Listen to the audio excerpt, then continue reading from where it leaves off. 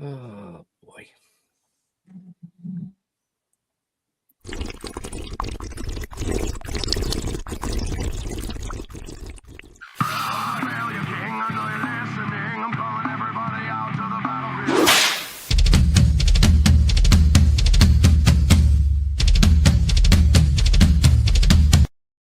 The Dorkening and all affiliated shows are not intended for anyone under the age of 18. The following may contain discussions or scenes that have adult situations, graphic violence, nudity, strong sexual content, and graphic language. This show is intended for mature audiences only. Viewer discretion is advised. Everyone thinks because you're a zombie, you don't know good coffee. Well, they're wrong. We have very active lifestyles. It's not all wandering the countryside aimlessly or scaring passing motorists. And we all love a good cup of joe. And there's only one brew that gets my seal of approval. Deadly Grounds coffee is my guilty pleasure. Bold, robust, delicious. It's coffee that can wake the dead. With over a dozen different roasts and flavors, Deadly Grounds can satisfy the most finicky of coffee addicts. The aroma is so intoxicating. It brings all of my neighbors out of the woodwork. Deadly Grounds coffee. Coffee to die for and zombie approved. It's good to get a little deadly.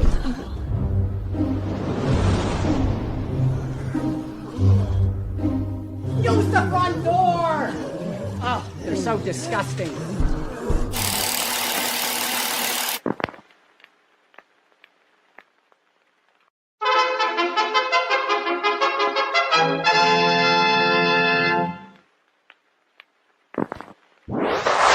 Persons under 18 will not be admitted.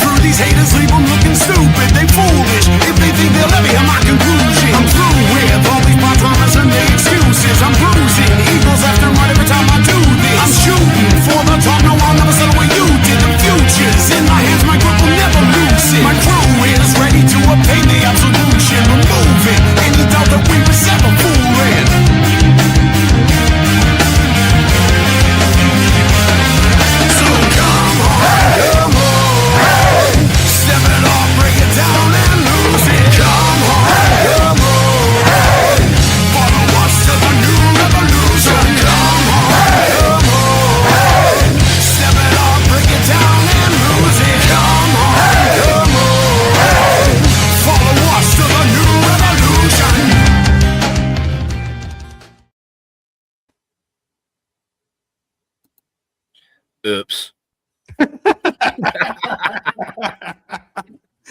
What's happening, everybody? Welcome to another kick-ass episode, year-ending episode of Still Toking With. Started. This should be a fuck show. Oh, yeah, right? I shouldn't have hit the vape pen before we started this fucking thing. It's all good. It's all good. But, yeah, we got some really kick-ass guests coming on tonight. And before we get started, I just want to send thanks out to some people that help us make this show possible. Harlan Ball, kick-ass. Amy Makepeace from Mr. Cap Trine Day, Breaking Glass Pictures. Ro Brooks, Howard Schimmel, just to name a few. But the most important people are these other ugly faces that I'm going to bring up here, except for one. You guys decide which one it is. But the flashy man himself, Mr. Geoffrey Mark. Golly, I haven't been called ugly since I stopped talking to my family. Happy New Year, everybody. Happy to be here. I'm a special but wow, we got all kinds of people with us tonight. Yeah. And an extra voice among us. So there's 4 of us tonight. and a whole bunch of gets. We'll stay all night and we'll sing them all. But let's not tarry. And the voice in everybody's head tonight. Let's say hello to Jeff Homan. Happy, happy, joy, joy. It's the end of a year and the beginning of a new one. Wahoo. Wah fucking who. No, really. Right. It's going to be a good night. I'm looking forward to it. If I fall asleep, don't mind me.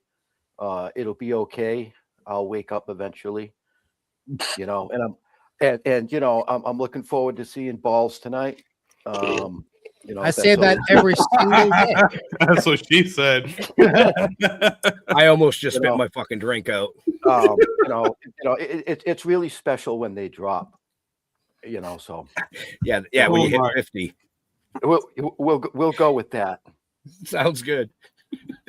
you want to introduce our other amazing this guy's been he's co-hosted a few times over the last few years. You know, from what I understand, he's a good dude. You know, no, he's great. Got his own show going. Actually, I think he's got a couple. Don't you get a couple of shows going or something like that? And I want to preempt that. You know, when you tune in next week, you will. You know, the new intro video was done by this gentleman, Jagz. So if you don't like it, reach out to him. Right. It's his fault, not ours. You know. So Jagz, how you doing? What up? I'm doing fantastic. Happy New Year, everybody. I'm pretty excited to be on here tonight because I wasn't sure if I was going to fucking make it because I spent the last week sick as fuck, but I'm here. Yeah. And hopefully we're not going to hear Jeff talk about balls all goddamn night. Right. Why is it always you? Why you always got to talk about balls?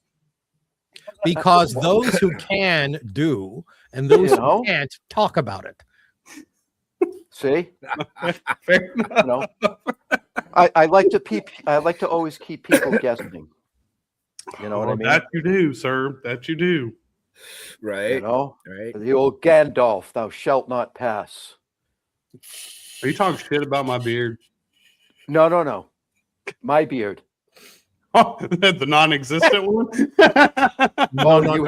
This is just getting better and better and better. Or is it between your legs? Never mind. I don't want to know. I want to know. Oh boy, yeah, it's gonna be one of those nights, folks. Yep, It's gonna be one of those nights. You know, it is. I haven't even eaten a gummy yet. I've been hitting the my Switch. It's Cookie Monster. It's actually really good. I can't hit it too many times because I will fucking forget to push the right buttons. Clean and sober here. It's coffee, folks. Oh, I've got my beer. I've got plenty of beer, and I've got my vape, and yeah, I'm ready. That'll all be for later. Otherwise, I'll be asleep before the end of the show. I forgot what's your bedtime, Jeff? 6:30? What, your time or mine? Fucking we're on the same time. Oh, really? Yeah. I'm prognosticating in about 45 minutes. I'm going to say, welcome to the Geoffrey Mark Show, because I'll be the only coherent person left. Probably. That's a good possibility. No, our guests should be pretty coherent when they show up. It depends. Yeah. I mean, if they pregame a little bit, you don't know. You know? That is and true. I do want to take a personal moment here and congratulate my wife for finally retiring. Today was her last day at work. Fuck yeah. You know, so you know, changes are a coming. The future is unknown. Lucky her. Now she's going to be stuck with you 24/7. She can't even claim that she's on computer working. Well, yeah. I mean, you know, we talked about that. You know, she's like, yeah. Why don't you get a job? Well, no, I told her, I'm like, you know, she knows how to keep herself busy. I said, but do me a favor, because if you don't, you're going to regret it. She says, what's that? I said, don't come to me and say I'm bored or I don't know what to do, because I have a list in my head of things that you can do. Honey to-do list. Oh, yeah. I thought the women were supposed to give that out. They are. Huh? I'm sure she's got her own too, you know. I'm not saying a word. I caught that. Yeah. Man. I am just That was biting my tongue. All right, I'll take a Oh. chance. Jeff, if you keep her mouth full, she can't complain.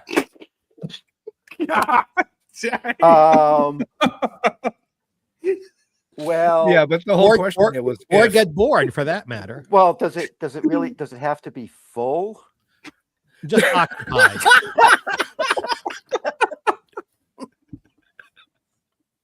Holy shit. You know, I mean, I am a little old white guy, you know. Shut up, Jagz. Shut up. Oh my god. Welcome to We Don't Dare Say Another Word Hour. we're gonna sit here very quiet from 5 to 7:30, 8 o'clock. We can't do that. None of us can Oh, do no, that. No. Oh shit. So I think before So- the show started, we started talking about what we're actually going to do after the show is over. And I think it's a consensus. We're not leaving our houses. No. Right. No. Absolutely not. So, I so leave that to the young kids. friends and fans, if you're going out tonight, please be safe and careful because we want you. Season 7 starts very soon. We want you with us for that. So be careful out there. The amateurs are out tonight. They don't know what they're doing. Yeah, y'all are starting season 7. We are. Yeah. Can you fucking believe that? For something that, we were just like, I kind of wanted to do it for some certain people back in the day. And Mr. Homan wanted nothing to fucking do with it at all. He was like, I am not fucking doing it. No, not doing it. Yeah, because And here we are. When I met you guys, I think you were had just started it. Yeah. Yeah, pretty much. Yep. Yeah, because you guys were in season 1 when I first met you guys. Yep. Well, I am thrilled and happy to be a part of the crew here and starting my second season with the show. I'm all excited. And, look what's happened because of it. Mhm. Right. Two Well, new now shows that your first year is over, I've already started writing the review on certain improvements that you need to make. And says, All right, says, Jeff. says the small white guy. The improvements I have to make. Okay. God damn, that Vienna sausage power is overwhelming. Oh my god. Does the word poquito mean anything to you? no. It's Spanish for small. Yeah, well, why don't we just let the world fucking know, You brought it up.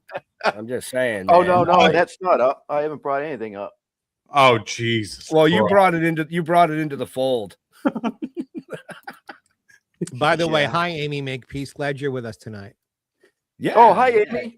Sorry about that. Well, it's okay. She doesn't have to worry about you guys saying hi because I gave props to her Yes. in the intro. I know. but She just- runs Mr. Cap Promotions, I believe it Cap. is. Yep. Yeah, and fucking kick ass, man. They have a ton of amazing guests that they sign for conventions all over the country. So yeah, great people. Her and I believe it's Paul is her business partner. I can't remember. I suck with names, so sorry if I fuck up your name tonight. Just deal with it. Bachman or something like that. Bachman Turner and Overdrive. What? That's what I was thinking. Yeah, me Of too. course. Hey. So it looks like our first Showing guest your age. either flaked out or can't log in because I haven't heard back from him yet. So we've got about 7 or 8 minutes before we kick him off and bring on our second guest. So let's revisit something real quick here. Sure. Geoffrey Mark, you were a guest on our show I were. a couple years back. Jagz actually co-hosted that show. He Mr. did. Homan was Mr. Homan unfortunately was in Maine. Well, fortunately for him, but Freddie Mercury. Oh, Yeah. Jesus H. Christ. Well, Here they we gotta go fucking there. go. How did you get bagged by? See, I said it right this time, Mr. Freddie Mercury. Our viewers probably haven't watched the episode, and if they have, now they're definitely going to want to go back and watch it. Okay. How much detail are you looking for here? 5 minutes. 5. Queen is the band he was the lead singer for which he was the lead singer. Queen had just released Bohemian Rhapsody, and Freddie came to New York to publicize the song and the album from which it comes. Literally, like that week it had come out, and I'd heard the song. I just fell in love with it. I just thought this is one of the most brilliant pieces of recording I've ever heard. And I was aware he was in town. I thought, well, wouldn't it be nice? Well, it was. We were at Studio 54, and I guess he likes redheads. And, Studio 54 was a wild place, especially if you were a celebrity, because everything you've heard is true. The mounds of cocaine on the tables, and they had bleacher seats, kind of sort of for people to watch what was going on out there. And people were having sex. They were having sex in the club. And then there was a private celebrity room besides this. And we made our way towards one another. Hi, Sandy Netburn. And left together and spent the evening together. And if you want to know more, you're going to have to ask what it is you want to know. And did you sing like it was a night at the opera? It wasn't even a day at the races. Oh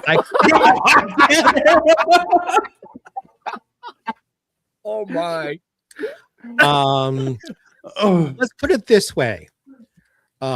Just like one can't talk, one can't sing when one's mouth is full. So no, I did not sing that night. Okay. Hold on. And I mean full. Oh my God. You asked. More of a butt whistle then. Okay. Jeff, you brought this upon yourself. Oh my. No one's butt was whistling. Again, one cannot make noise when one is full. What a bet. Oh boy. So Okay, let's move on. no, Right? no, we're not going to move on. No, I got to be real here. I have been asked about this a lot. It may very well be that your show is the first show I ever really talked about it. Your show, our show. But Yeah, it would be we can. Yeah, he was physically beautiful. He was beautiful naked. Yeah, of course. But what stays with me, fun is fun. And, I've had an awful lot of fun in my life. What stays is the person. When all was said and done, and the drugs were over, and the drinking was over, and the fun was over, how he reacted. Did you have a good time? Are you okay? Are you safe to travel home? Do you need money for a cab? Can I do anything for you? Did you feel satisfied with the experience? To have someone be so concerned about another person, I think that tells you a whole lot more about Freddie than body parts and things. Right. Right. Just what a wonderful human he was. And that all these years later, because I'm going back way over 40 years ago, that's what stays with me. You mentioned Freddie's name. I smile. What a great guy. And yes, I had a lot of fun with him. It was a wonderful experience, but it's the person that stays. Sandy Knapper, I'm not sure what I just walked in on, but I can't look away. Well, Wow. So actually, folks, for everybody watching, Sandy Netburn is an amazing up-and-coming artist. Just released her first album, and she actually will be one of the guests this evening. You'll just have to wait and see. Sweet. And maybe, just maybe, if we are very sweet to her, she might even sing you a song off the album. I don't know. We'll see. We'll have to wait and see. Why you got to put her on the spot like that, Ben? Because she's an up-and-coming artist. Isn't that what we're supposed to do? No. Yeah. Yeah, Jagz, when you're a singer and you get on any kind of a show, you're always prepared to sing a song just in case. That's just part of the business. All right, fair enough. I mean, he's got 2 tracks of mine just in case someone doesn't show up. I have 2 songs to sing in case we need to fill time. I mean, I've been interviewing musicians for a long ass fucking time. That's what my show is about, is interviewing musicians. And I've only had one ever. And we're going into our 5th season. And I've only had one do anything, which was amazing because it happened to be Bumblefoot, who was the guitarist for Guns N' Roses for 8 years and has played with a million different people. Actually, he's working on a project with, I can't say on air. Never mind. I can't say. Jagz, I can tell y'all afterwards. Jagz, have me on. I'll come on and sing. I'll sing jazz so well your nose ring will fall out of the excitement. So we actually have a guest that just popped in, and he popped in right on time. It's 4:20 his time. Do you want to introduce Geoffrey, or do you want me to do it? You do it. No, I meant Jeff Homan. Oh, you said Geoffrey. That's me. Oh, you want to? Well, I don't have a list. I guess. Well, you can't. Oh, you can't see who's down in the corner. So never mind. I'll do it. This man has been killing it with indie films. He's worked with the names like Richie Ramone, Mark Dodson, and a few others. Now I know who it is. He is one of the first guys that ever carried our comic book in his shop. He's a fucking MMA fighter and a kick-ass tattoo artist to boot. Let's bring him in. Who is it, Jeff? It's Robbie Lopez. Damn right. What's happening? How you doing, brother? What's going on, brother? Hey, Merry Christmas, guys. What's shaking? Happy New Year. Yeah. Well, if you caught the beginning of the show, apparently their balls are shaking. It's been such a wild time. I completely forgot, and I looked down. I just got done with the appointment. I looked at your message. I was like, oh shit, that's right. We're doing that at like 4:20 today. New Year's in the afternoon for me. How about that? So we're doing it. We got a hoot. We're coming off some great news. We got a movie that's just heading commercially to streaming everywhere now, called Robert Corbin Master Monster Movie Maker. It's my ode to my hero Roger Corman. It's just a bunch of extra credit shit we do. That isn't even one of our big titles coming out. It's just something that I'm trying to do. And then our deal that has you guys in it, Convention Creeps 2, Return of the Creeps. Just another fun in-house documentary. We're getting that all booted up to head to streaming too, and that'll be everywhere. It's going to be annoying for folks. So, because these aren't even our movies, these are documentaries and fun shit and anthologies. So, just little appetizers in between the features coming out. Right. You need to get some of these into the Palm Springs Film Festival. Give you a reason to come out here. For sure. I would love that. Strange Toys is premiering in the UK the 23rd of January, and that's like tripping me out. They're like so stoked about it. They've been doing all this shit for it, and I'm like, damn. In my head, I'm like 5 movies away from how long ago we did that film, and it's coming out now finally. The deal I set up with that, it's going to be in Walmart's in physical media form too, and that's blowing my mind. I'm like, what year are we in? They're doing fucking DVDs of a movie? Like, that's weird. Okay. I love it. Because it's usually me doing the DVDs of our movies and selling them. But like, you're gonna put it in Walmart? Fucking rip it, dude. There's some aunts and cousins somewhere that's a sign of achievement. They're like, fuck yeah. And I know the cast loves being able to pick up the DVD or something and take the social media pictures. Like, oh my god, I'm in it. That's a fun film. Oh, fuck. Me and Jeff still do that. We still have, I think we have like 4 or 5 copies of Texas Death Trippin' left. That's it. Nice. Dude, I still put the fucking The Toking Dead. You have to bleep that out. I still put that hat on people all the time, and stuff that we're still, even stuff we filmed like a month ago. Like, I've got a guy in it in the background, or they don't even know. And I'm just like, oh yeah, this is part of it's in our costume wardrobe. It's so fun. Do you need some more premieres to hand out to your folks? Yeah, for sure, man. We'll get some down here. When's your guys' when's the next episode of the cartoon and shit happening? When's this all going down? I loved what I've seen so far and stuff. It's exciting. Well, we finished that, and the issue 6 is what we concentrated on afterwards, and that's at the printer now. That should be in our hands in about 2 weeks. Right. Yeah, and I'm about 2/3 of the way through writing the second novel. Very cool. Very cool. As far as the animation goes, it comes down to money. I mean, yeah, I mean, you know, because you do it too, so you know what it costs to run. It's so time consuming to do it the way the way I do it too, that it's like, it's crazy. You know, if someone actually wanted me to do like a series or something, like, or consecutive 25-minute episodes, it would have to be so much. It would take so much time. I'd have to hire out a team too that they'd have to pay for. Like, there's just no fucking way a human being could do that by themselves unless it's a passion project they work on, like stop motion for like 15 years, you know, and then Netflix will be like, oh, we love it, we want 5 more seasons, and you're like, fuck. Now then you hire a full-blown Indian crew to back you up or something. Right? Yeah, as long as Netflix is footing the bill. Yes, because it is, for those out there in the world that don't know, cartoons look so much fun and they look so easy and this and that, and they're very digestible, right? We just eat them up and we want more. It could be 5 minutes and we're like, cool, where's the next 10 minutes of it? But what you don't realize is about every 10 seconds costs about $100.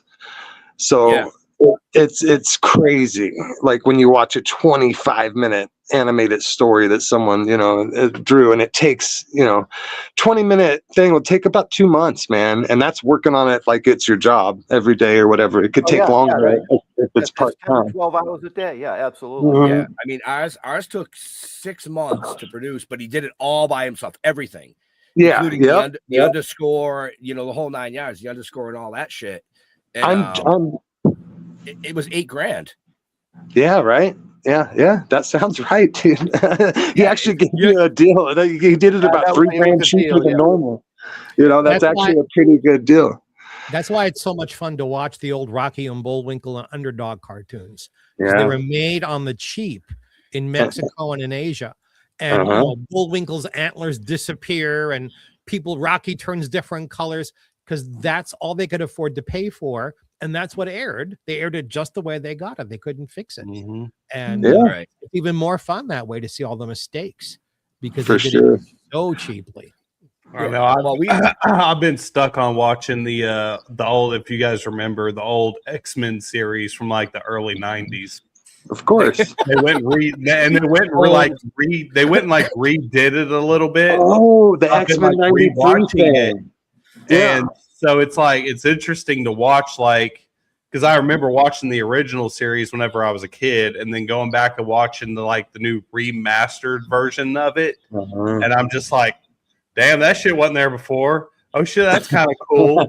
Like, you can see what they were trying to do and they could only do so much because it was so old, but you can sit there and think about how much time, because like I do editing and all this other shit, and I know how much time it takes me just to do like a lyric video for a band. You're talking, you know, the last band I did a video for, I put in like 62 hours of editing for a 3.5-minute song. Yeah. Sounds about right. Got some of these movies going on, you know, 8 months of fucking doing effects editing and shit on them. It's so annoying, man. But you're talking about a full movie anywhere from an hour and a half to 2 hours. That's a lot of fucking time. But you know what? It's worth it just for every person that wishes that you commit suicide or tells you that it's bullshit that's online. It's worth it for all their little for their hopes and dreams. You spend all this time and money on it, rush it out there just for some asshole to be like, this fucking sucks. You should fucking, you know, it's like, all right, man. I get it. You live in your mom's basement. You got to take it out on someone. You get a rush of serotonin talking shit online. It's great. But is it making a movie? Yeah, is making a movie really ever that bad? Like, we tried to do something. Like, you know, it's better than doing nothing. Like, we're trying, buddy. There's a script for you, Robbie. So the Keyboard Warrior Massacre. Oh, that's a good idea. Someone's killing these people. Yeah, that would be great, huh? Right. What was he, I've been in a bunch. what was he involved with? Oh, he was in these chat rooms. They link it to a chat room. Oh, what was that? Oh, like a Reddit thing. That could be fun. Right. I've been in a bunch of independent films, and I This can is the say third parent's basement we've been to with a decapitated body. They all they're live all in good. the They're all third good in their own 40-year-old. way. Yeah. Right. The Yeah, fucking for laser beam sure. shoots out of their camera, cuts their head off. Yeah. Every No, for shitty movie I've been a part of, it's been a fucking blast. Exactly. Like, it doesn't matter how shitty it was still fucking fun. And they find the right people. They'll find their right audience, even if it's something I can't fucking stand. There's someone out there that gets a kick out of it. You know what I mean? Let alone, my failures and then my good shit. Like you said, there's something for everybody out there. So there's no reason to just other than to get that dash of serotonin, because life's kind of rough. So you need to just take it out on someone out there. There's no reason to really be a hater with shit like this. I feel like if you're doing your own thing, then you don't have time to worry about. But Robbie, other every people's stuff. artist since day one has had to deal with this. This is not Yeah. something new. It For isn't sure. chat rooms and internet. Yeah, there's a new way to do it. Uh-huh. But people have been For throwing sure. shade on other people. It's just so easy to do it anonymously now that they just it's crazy. They do it for that pop of like to feel good because maybe they had a rough day. So I feel for them. If I could offer that, fucking A, man. Because those same people, if you see them live at conventions, they fucking love you. And then they realize, like, oh man, did a year ago, did I write a comment online randomly? Like, who knows if that really happened? But, it's cool. It's all good. If I could offer that amongst the other shit, whatever people could get out of me, that's the kind of person I am nowadays. So it's all good. So real quick, we still got like 10 minutes with you anyways, but how's your family doing? Oh, good. Real good. Yeah. Wife and kids are all doing really good. Of course. Growing by the day. Right. I got a militia that I'm tending to. We're growing our own. What now? How old are your kids? Well, I have a 22-year-old. I know I look really young. I have a 22-year-old. I have a 15-year-old. And I have an 8-year-old or a 9-year-old. Sorry, she's growing so big on me. So that's my 3 girls, and then my 3 boys are 8, 5, and 2. Holy crap! Yeah, man. Yeah.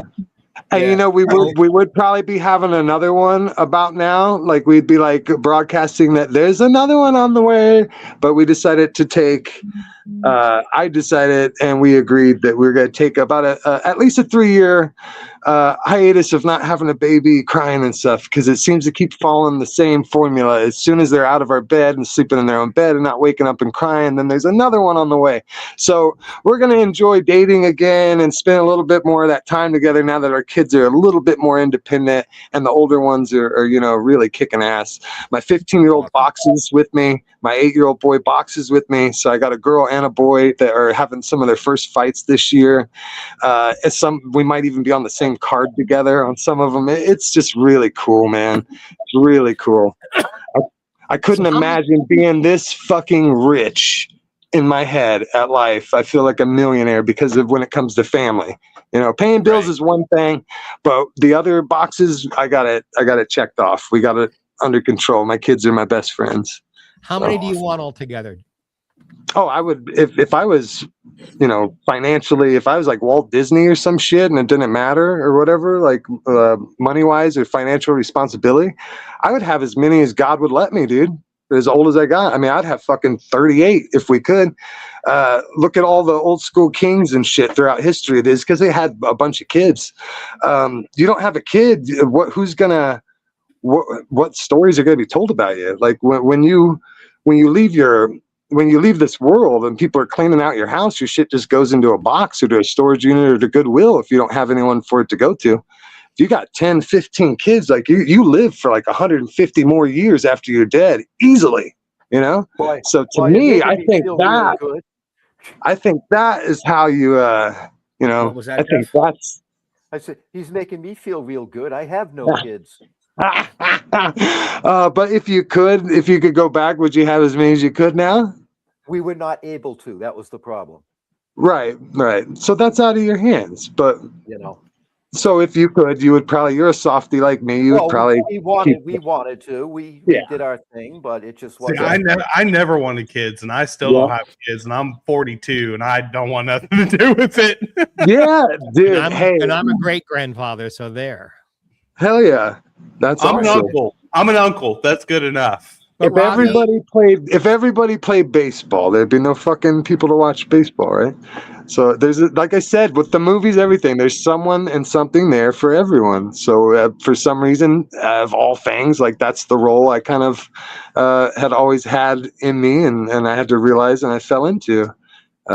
Robbie, may I humorously quote a line from one of my favorite plays, Electricity? Yeah, of course. In reference to having more than 6 kids with one woman, remember, it's a vagina, not a clown car. Yeah. I've heard a lot. I've heard a lot of that. And, you know, it's amazing I can take credit for the line. It's not mine, but I love the line. No, I love that one too. You hear it all when you have a bunch of kids. We're Roman Catholic, so like it's like that's part of the thing. It's in my blood. No matter what I try to resist, I'm gonna have babies just talking about it. She's probably pregnant now. No,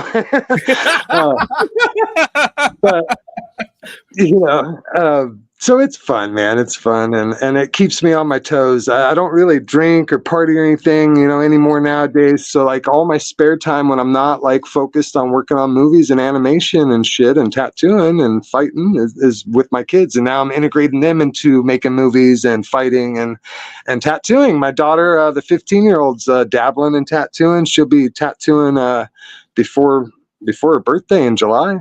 She'll be full-blown tattooing. Right now she's doing apprentice tattoos on family members and stuff, and getting it worked out. Yeah, pretty cool. That is cool. That is Wow. cool. And it's kind of a testament to my old lady too, my wife too, because I'm still very much so attracted to her.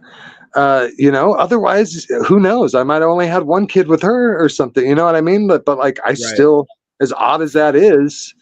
With all the hot chicks out there in the world or whatever, like she still gets my goat, man. I like her.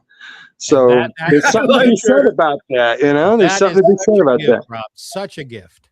Yeah, yeah, no shit, right? I mean, and it's not because I was raised that way or something like that. I just got kind of lucky that we you know synced up like that. It's been about 11 years now. I think we're going on our maybe 11th anniversary in about a month. So. Yeah, but she's not pregnant anymore because you can't remember the anniversary. Yeah, well, I don't think I would have said that on air, but you know, Hey, you know, whatever.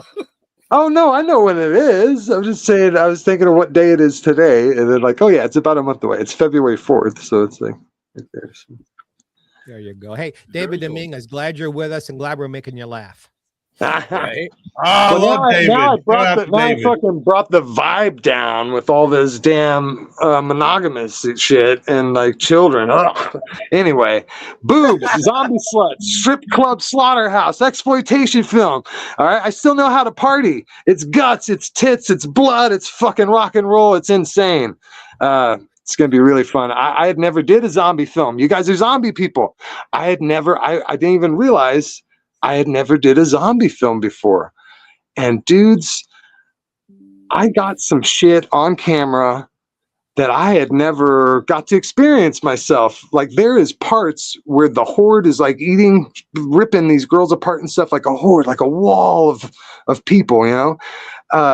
And it looks like fucking sausage or like hamburger being made, like ground up. Like it's like moving. It's so surreal. I was like, wow, this is nuts. This is something different for me. And I loved it. It's really exciting how that one turned out. So can't wait. We cut a lot of heads off, but just a couple of these girls get like eviscerated by like 25 fucking like zombies at once. And they're just pulling every part of them until there's just nothing, you know, and they're all, and just, they're all so smashed in. It's like a wall of fucking heads and shit. And like, yeah, everyone's like just so much blood. It was really, really messy. Never used that much blood. We've never been that messy. Like we literally hosed down the whole place in a whole parking lot full of blood and all this shit. It was wild. It's fake money and blood everywhere down the street in the ghetto. That is awesome, bro. But we are coming up on time for our next guest. So, what's new for Robbie in the new year?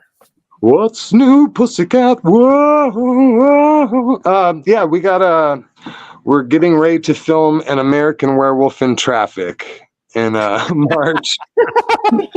And it's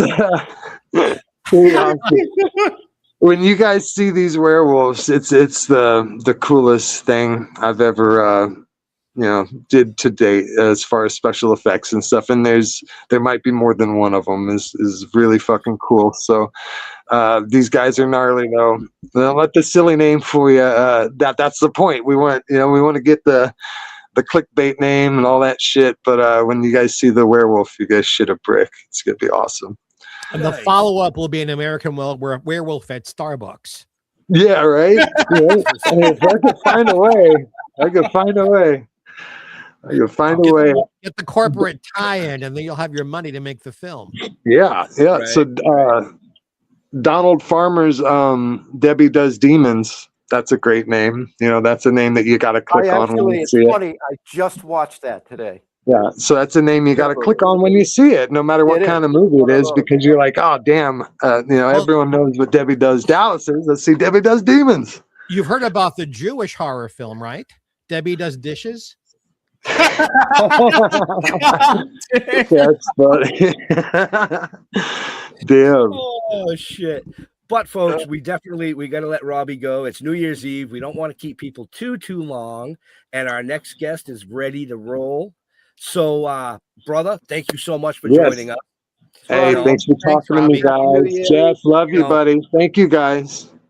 I think maybe this summer we'll get you on for another full episode. I'm trying to bring back everybody from season 1. Sure, whatever you want, man. I'm going to be on the Rhonda Shear show later this summer too. The Up All Night lady. So hell yeah, we'll be doing it. All right, guys. Happy New Year, rock and roll, 2026. Hey, same to you, brother. Let's do more in 2026. Later. Fuck AI. Fuck AI. Make art. The resistance. Or I don't know. Something like that, right? Young people words. Young people babble. All right.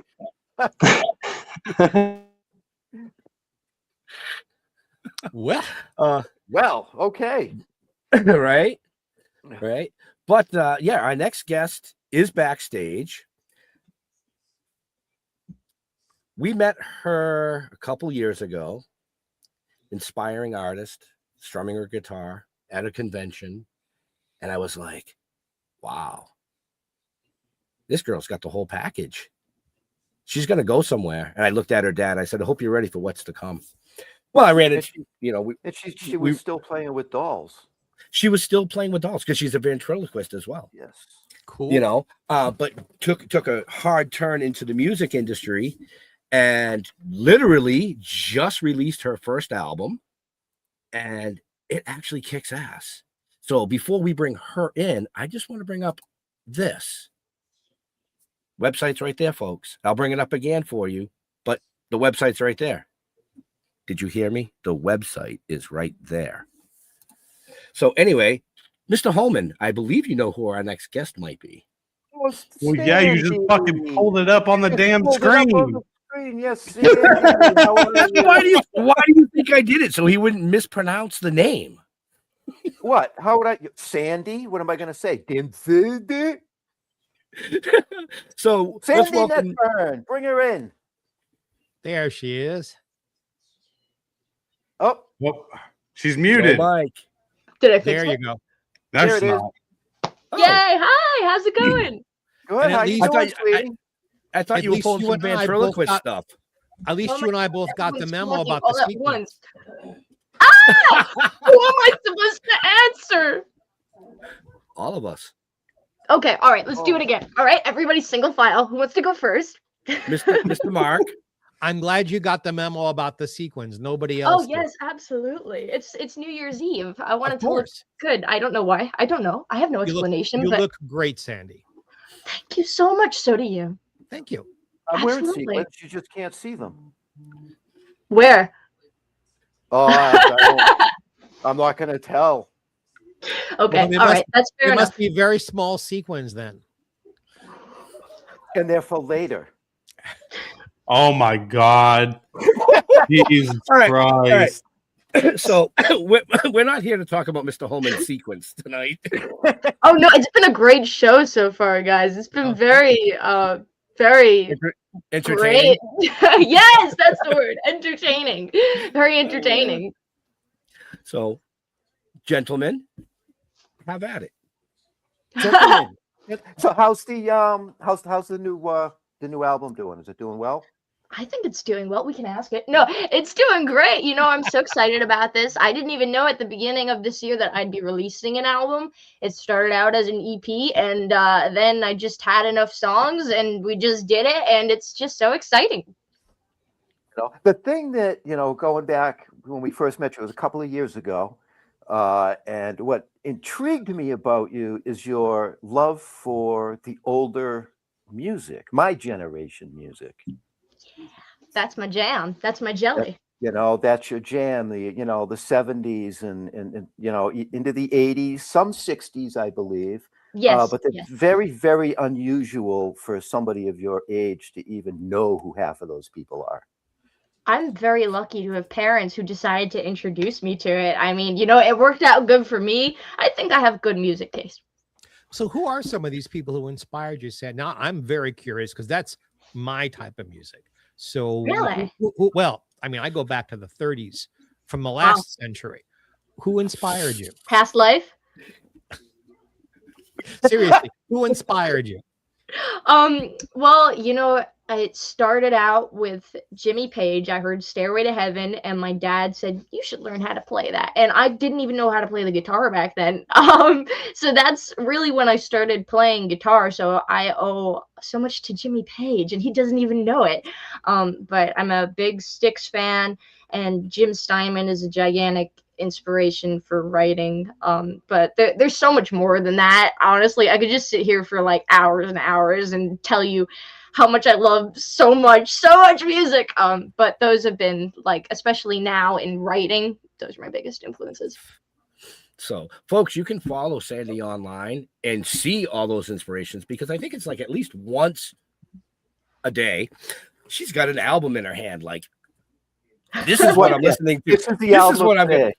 Yeah, I remember seeing REO Speedwagon and all that kind of stuff. Yep. Yes, REO Speedwagon. Oh my gosh, how did I just pass over REO Speedwagon? What the heck? What the heck?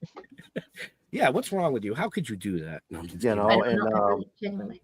I mean, when I was your age, those are the concerts I was going to. Oh, that's so cool. REO Speedwagon and Journey and all of those people. Yep. Oh, I'm actually going to see Journey in like 2 months.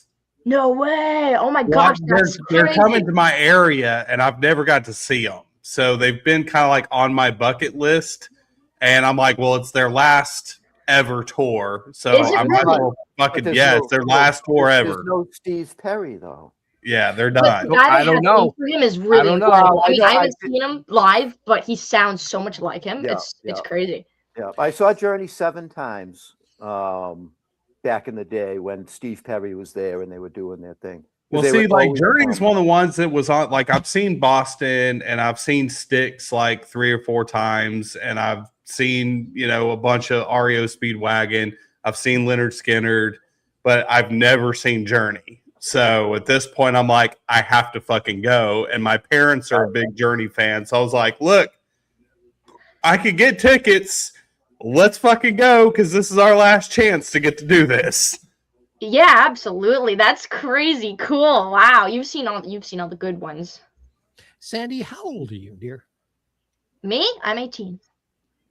Good God Almighty. So I got started in show business professionally at 15. Yeah. Really? So there is, I know 20 or 30. I know just about every former child star there is, because we were all from the same, experiences. How did you know you had something to share? Where did At what moment did you say, this is what I'm supposed to be doing? For me, I was 2 years old and I figured it out. That's crazy. There's never been anything else for me.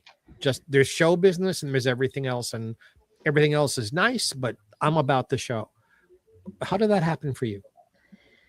So I mean, it's interesting because I never thought of it as like an actual career path. It was always just like, this is what I do. I want to be a ventriloquist. I'll be a ventriloquist. I want to get into music. I'll play music. For as long as I can remember, my siblings and I, we had the iPods growing up, so we would make movies and videos all the time. It's just kind of what we did. It was just kind of like playtime. And I loved it so much. And one day, I don't even remember who it was, but I just remember someone saying, like, what if you were to make a career out of playing guitar? Isn't that like something you want to do? And I was like, well, that's interesting. I mean, if I can make that the rest of my life, absolutely. And it started with that and just kind of expanded. And I'm hoping that it continues to get bigger and better and that I get better at what I do, And as a vent, who inspired you? A vent? What's a I'm vent? sorry. Show business talk for ventriloquist. Oh, that's really bad that I don't know that. I'm like, most people don't unless you're... It's okay. You're 18. You are still able to learn stuff yet. It's all right. You can't. I know, but I've been doing this since I was like 10, and I've been a fan of it before then. What was the question?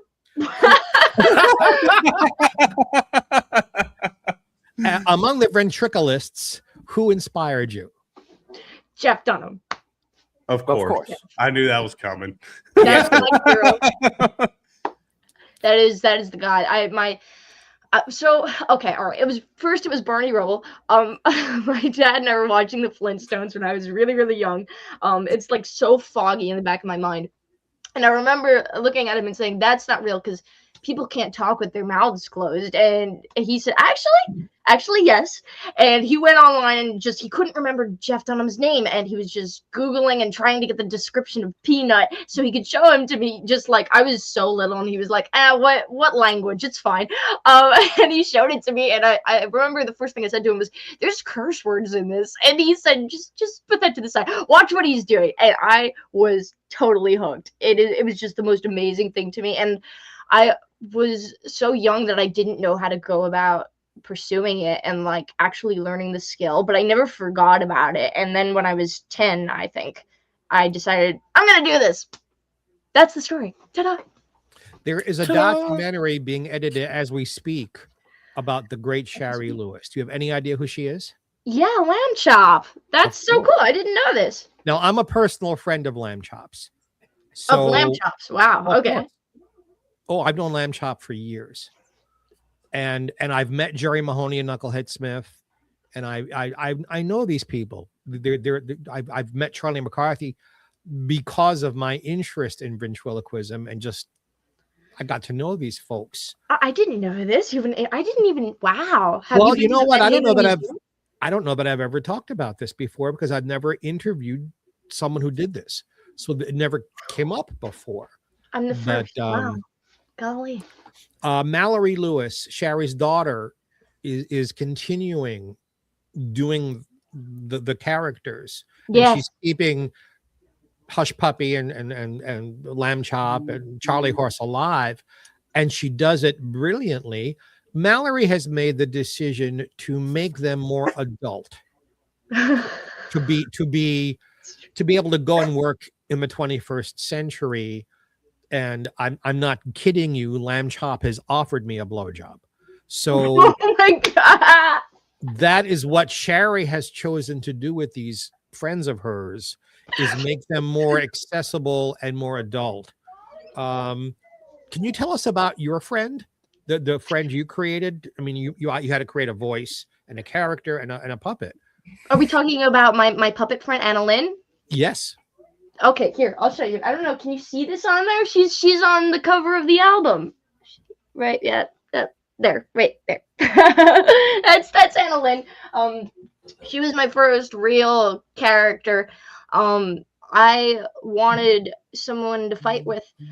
So that's really why I developed her personality to be the way it is. And I think that's probably what most ventriloquists do, because, you know, you're considering what you're going to write for that character and things like that. And you need conflict. So she's just kind of a brat. So yeah, that's pretty much her. I actually have moved away from the idea of really, I mean, most ventriloquists do like comedy or singing, and you know, I realized at some point I don't write funny. I sing with my mouth open. So really what I do now with her is I do podcasts, we do interviews, and she does the interview. She conducts the interview. So yeah. So, Excellent. Speaking of singing with your mouth open,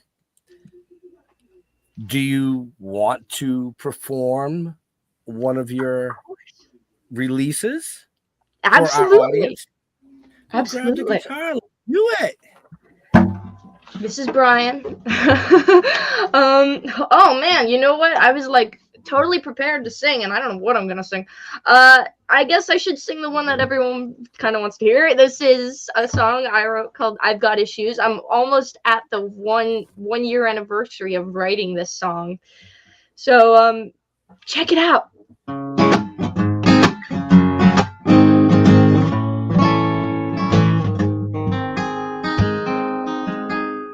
I've got issues, and you have no clue just how severe. I'm not afraid of the bloodiest wars, but I'll run from the mirror. People cry up loneliness, but it's all a fallacy. 'Cause I never get a moment to feel like I'm alone when the voices in my head whisper obscenities to me. And I got problems, oh yes I do. I'm a basket case with a screw loose. I've lost in a blown of views before. So the lights might be on, but no one's gonna answer the door.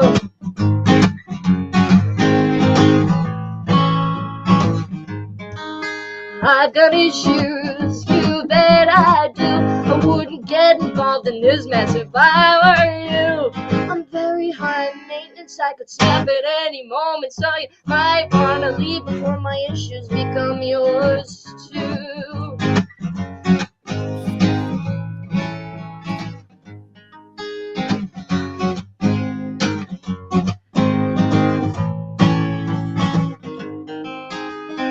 I'm not crazy, no, I don't like that term. Just a little off my rocker, a few ashes short of an urn. You shouldn't have committed when I'm already so dedicated. I might be nuts, but that ain't your problem until you decide to make it. And I got problems, so yes I do. I'm a basket case with a screw loose. I've lost it, I've blown a fuse before. So the lights might be on, but no one's gonna answer the door. No one's gonna answer the door. Thank you so much. Do you know, first of all, young lady, you are remarkably talented. Oh, thank But you you so much. remind me of someone, not exactly in the way you sing, but in your energy and the way my friend, late Phoebe Snow. You know who Phoebe Snow was? I don't. Look her up. Google Phoebe Snow. She's not with us any longer, but she is a female singer of the 70s and who sang this kind of music. And comparing you to her is a huge compliment to you. Okay, I'll check it out. Thank you so much. Absolutely. No, you're wonderful. Absolutely wonderful. Thank you. It's always an honor to be compared to somebody you know nothing about. Well, at 18, I mean, she's got a valid excuse. You Oh, are yeah, so lucky absolutely. there's an 18-year-old girl in the room because I had to come back for you, baby. Anyway. So Sandy, again, you have management and stuff? Sure, yeah. No. her No, yeah, I have stuff. I have what? Yeah, I do. I have. Yep. Her and a publicist and all that jazz. I do. Nobody's ever asked me that before, so I didn't know what the proper inflection was to answer with, and it was so that was my first time. It was the perfect reaction. Of course, I did. Okay, good. No, so because you've got it, young lady. You've got it, and I want to see you be able to take it as far as you can go. No, thank you so much. I really appreciate that. So again, folks, we only got like a minute left with this amazingly talented young lady. Check her out, follow her online, go see her at a convention, and the website is right there. You can buy the CD, the lyric book. I mean, all I got to say is don't miss out on it, because when she becomes a superstar, that album that she's holding right now will probably be put into a closet somewhere and you won't be able to get it. And if you can, it's going to cost you a lot of fucking money. And 50 years from now, when they're showing my clips from this show, oh, look where she was when she was 18. They're going to point to this show. So we're going to live forever now. Thank you so much. So real quick, because our next guest is popped into the back. So we have a few seconds left with you. What is new for Sandy in the new year?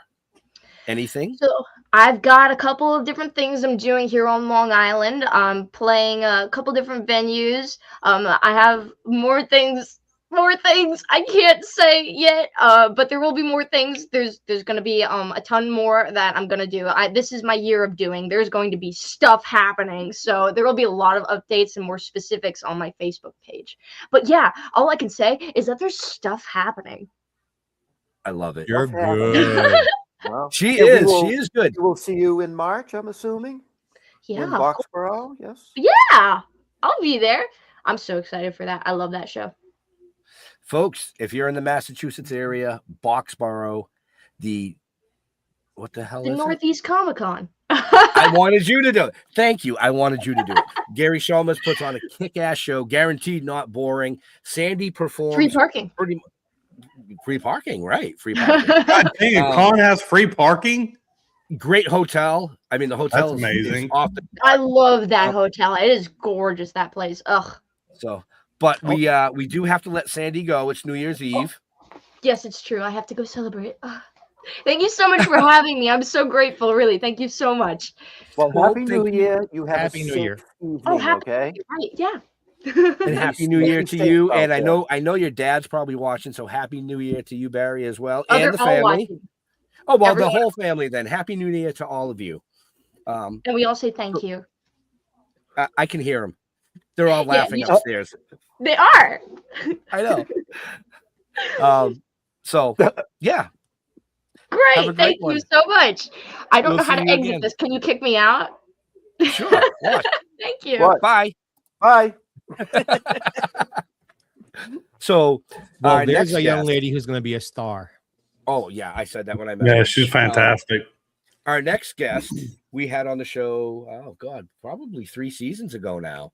He was going to come on last New Year's Eve, and I think he was told, no, you can't. You have to go out to dinner or something. I can't remember what it was, but he's known for being very fast. Any clue? Any clue? Any clue? No? Now, how No? the fuck would we know? Well, I All know right. it's coming, but go ahead. So, he could be Flash. I don't know. But let's bring him on. Mr. Charlie Schlatter. Hello, Ben. Hello, What's Jeffrey. happening? Hello, Jeff. Oh, Hey, Charlie. How's it going, guys? It's going well. How about yourself? It's good. I was just watching your previous guest, and I remember having that much energy. Right? Once upon a time. Well, at least you can still Yeah. remember that. I know, honestly, like you become an old whore quick.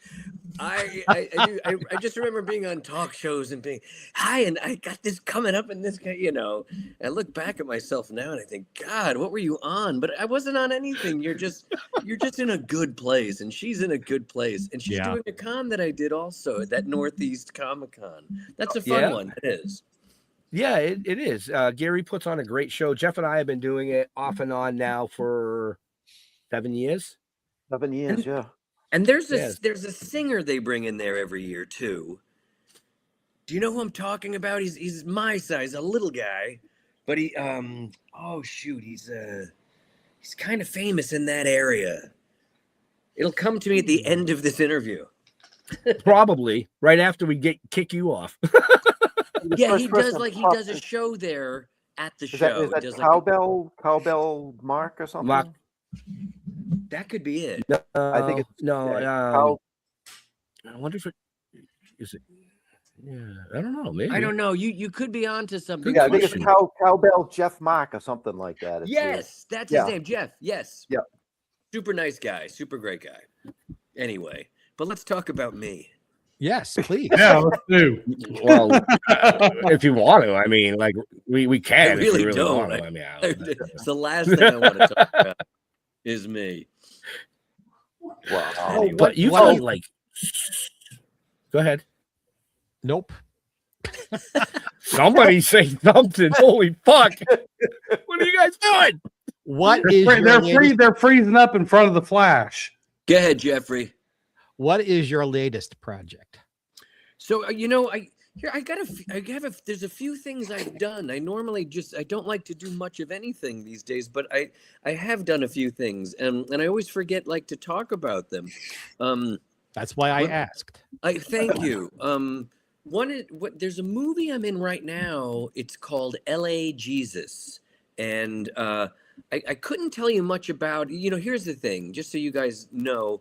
My pattern of behavior is I just sort of work on something and then just, go away. And I don't really follow me to see this is where the movie is or whatever. So I never know what the life is after a project. It's just in the, the ether webs or whatever.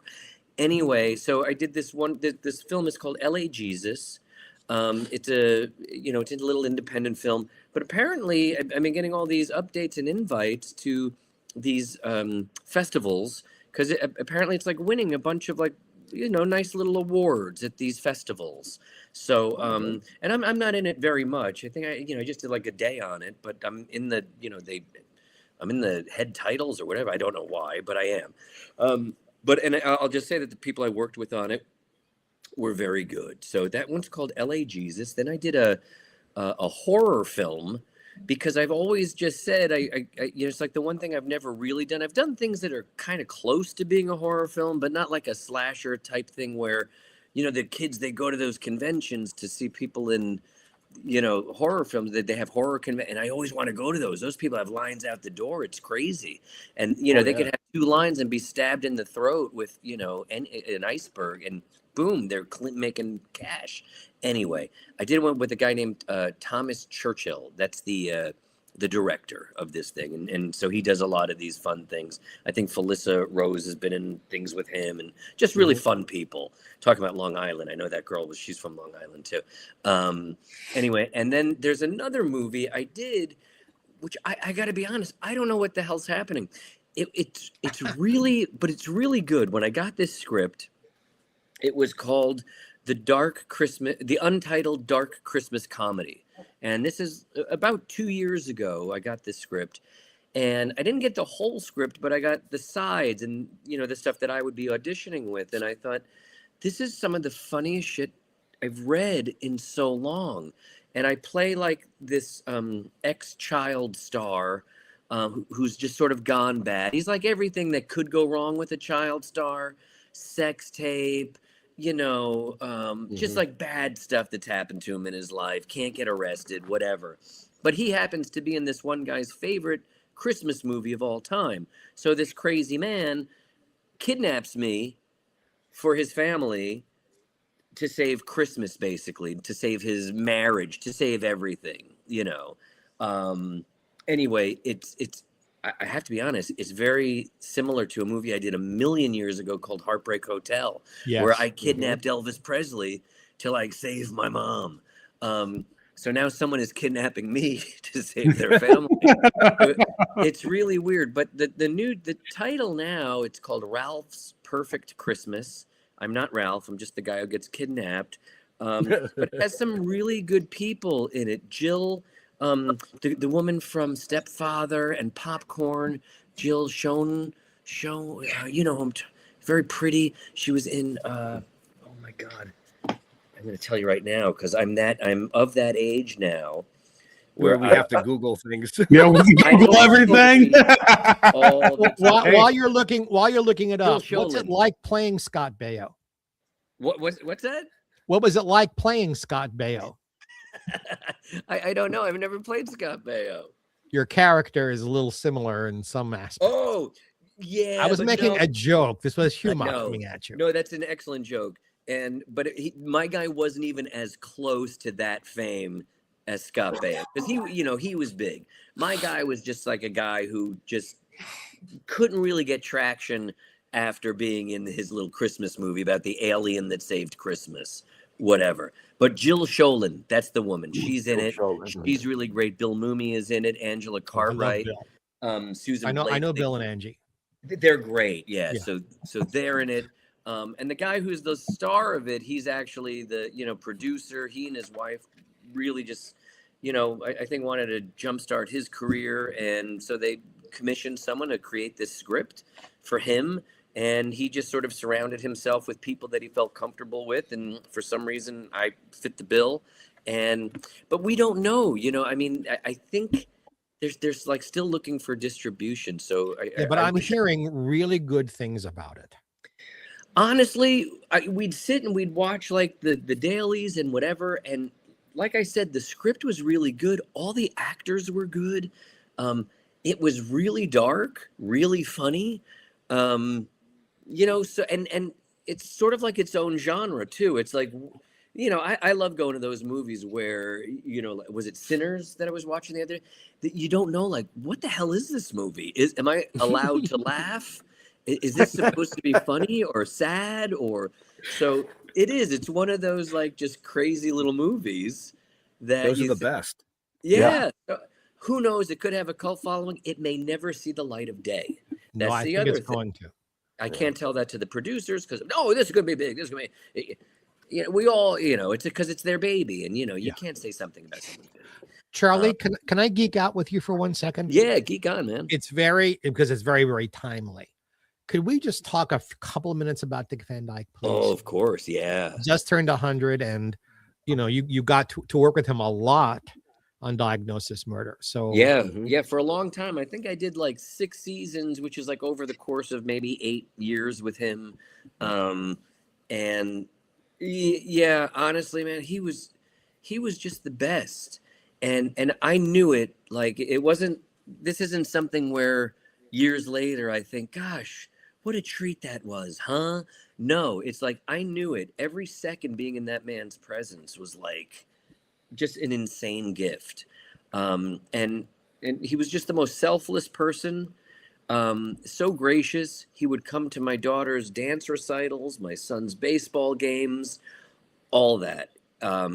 He was this guy that you never wanted to ask anything, from, because he would give it to you.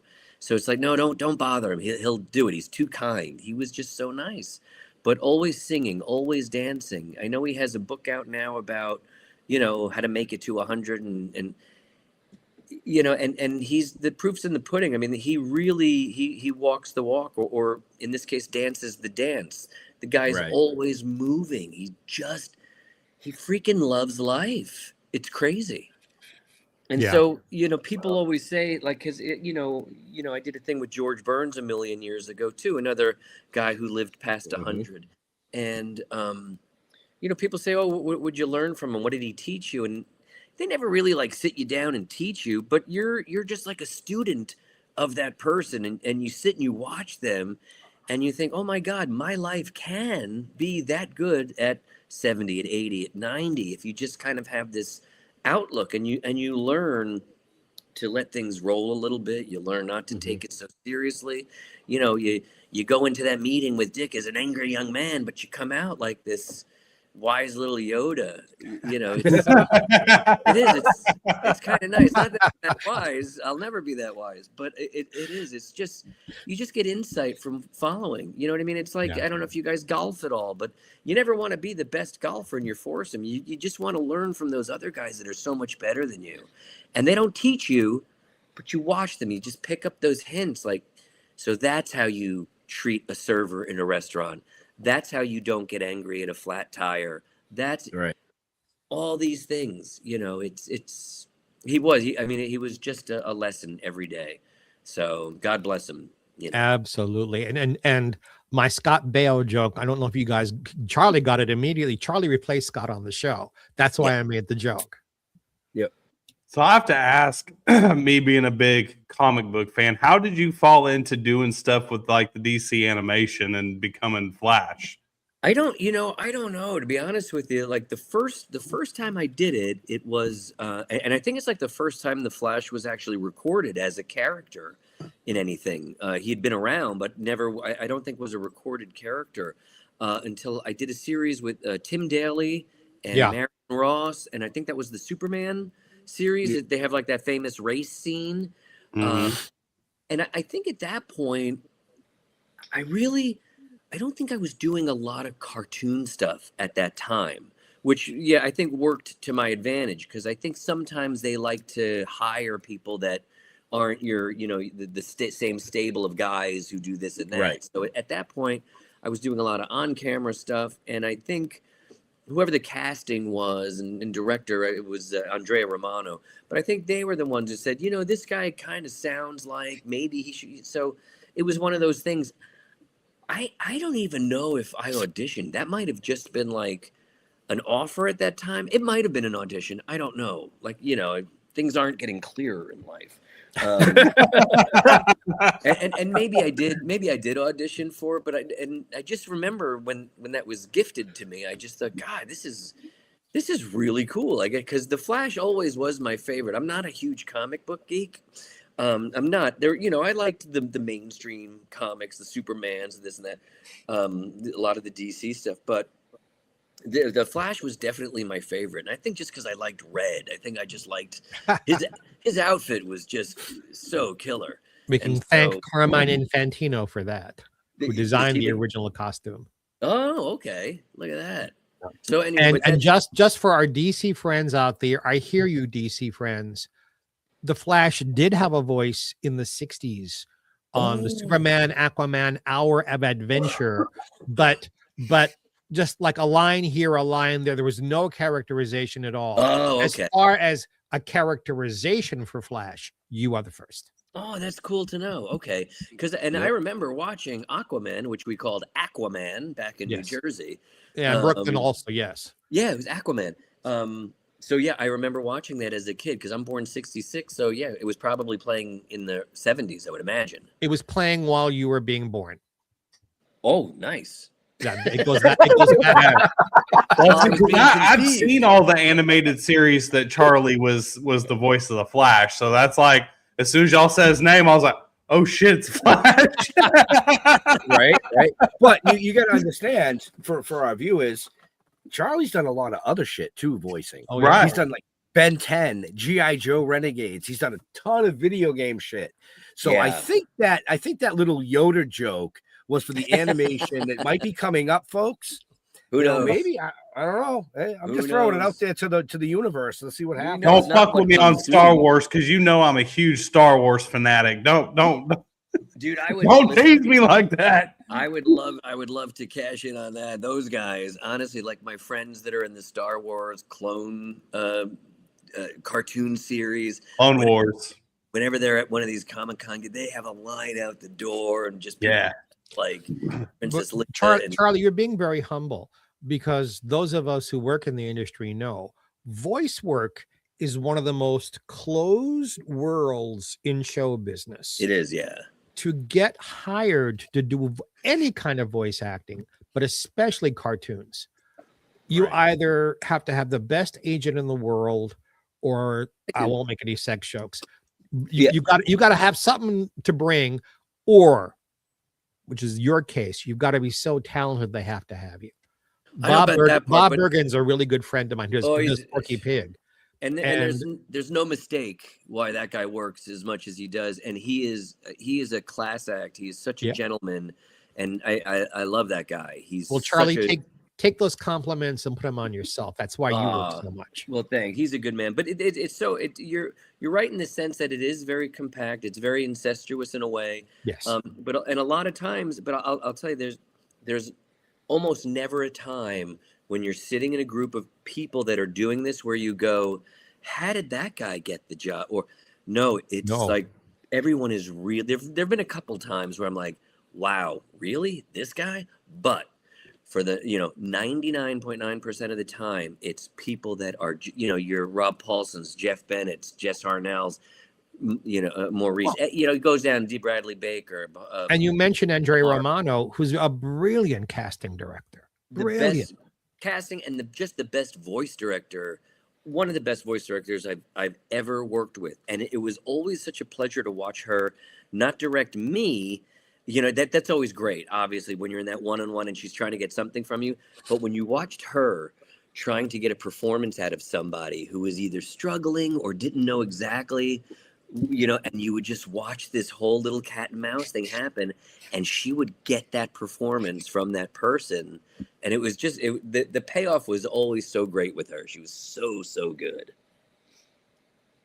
I agree with you 100%. I never was able to break into that genre of stuff. Yeah. But I got to know people like June Foray and Chuck McCann and so many people who do all these amazing voices. And the stories you hear about the sessions and how the sessions were the best, and they're not like that anymore, though. I know. For the people who don't know what our sessions used to be like, it was like a radio play.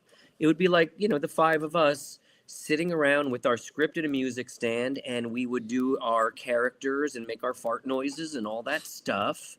And then, you're done. You gotta go home. Then it sort of became like, maybe let's just get two of these guys at a time. It was more of a control thing. And I get it. That's totally fine. And then a lot of times you do it by yourself.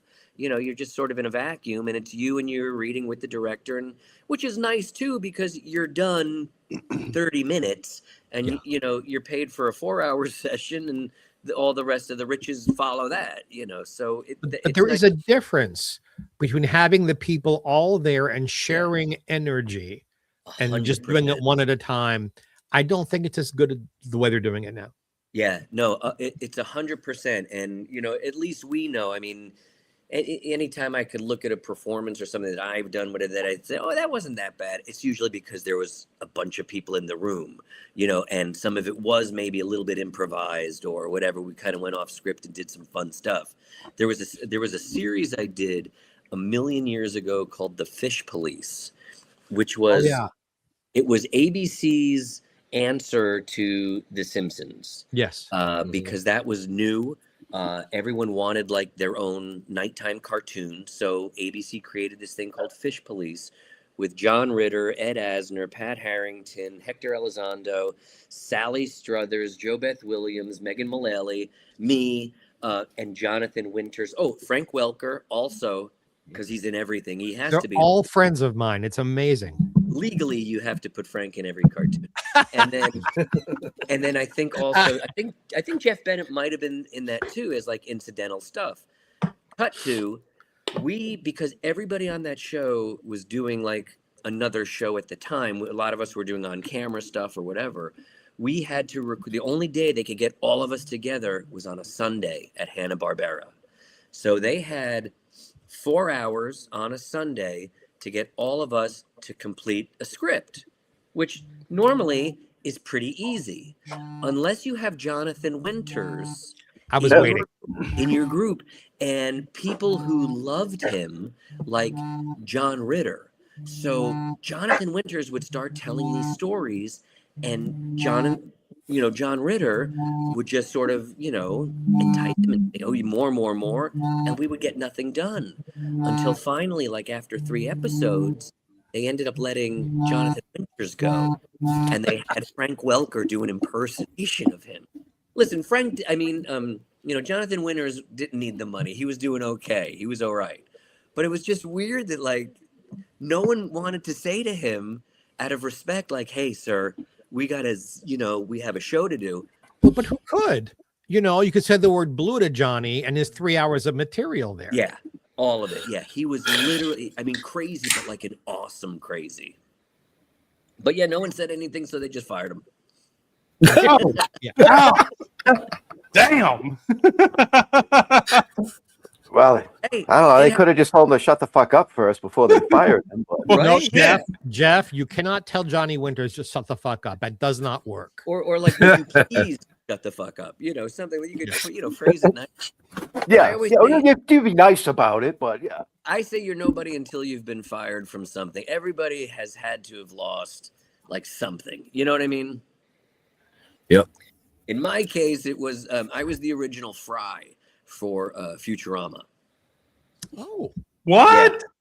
Yeah, so I did. I think I recorded 2, maybe 3 episodes.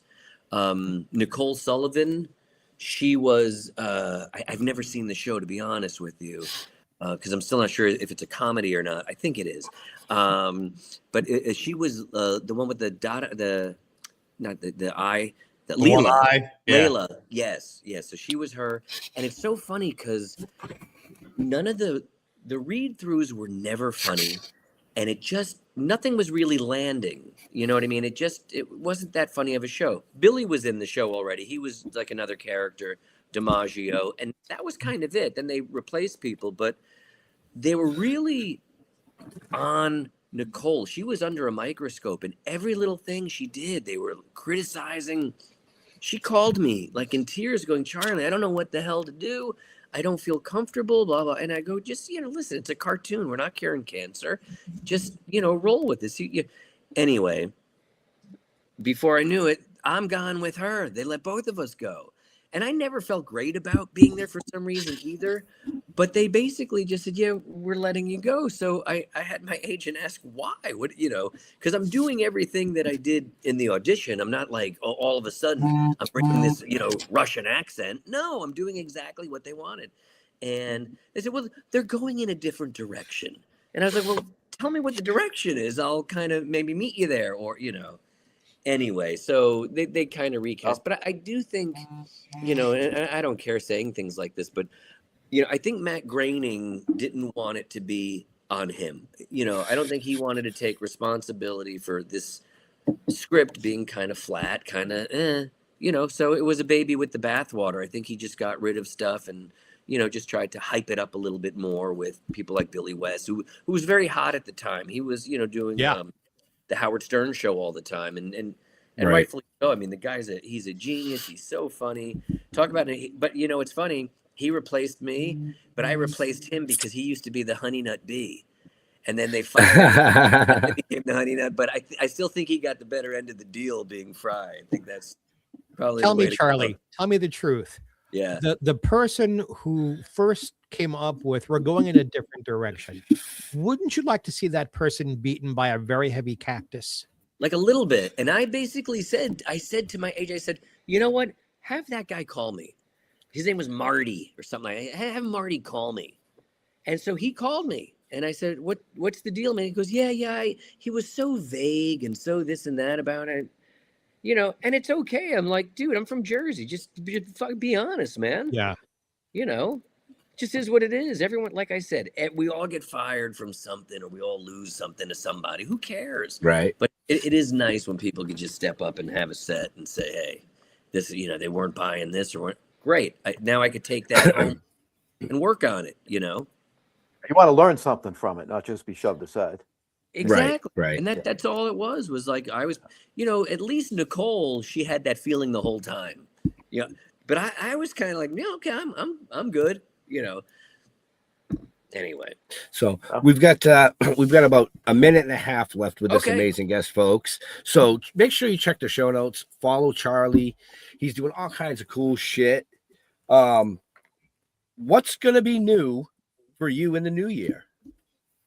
I don't, to be honest with you, I don't know. Everything in Los Angeles, we shut down in November and then open up again like middle of January when they start like, picking up new series and stuff like that. Mm-hmm. So I'll probably put myself out there. I'll probably audition for some TV shows. I think my family kind of wants me to be fancy again. They want me on the TV. They want to see my, you know. They just want you out of the house. I think that's a lot of it, Ben. Yeah. But I do think, I wish I had more energy. It's like it's a total young man's game to like want to be in stuff, but if I get a nice script or something, I'll certainly try to be in it and this and that. And I do love going to these little Comic-Con shows. I think it's so great because, like I said, a lot of times these cartoons you do them in a vacuum.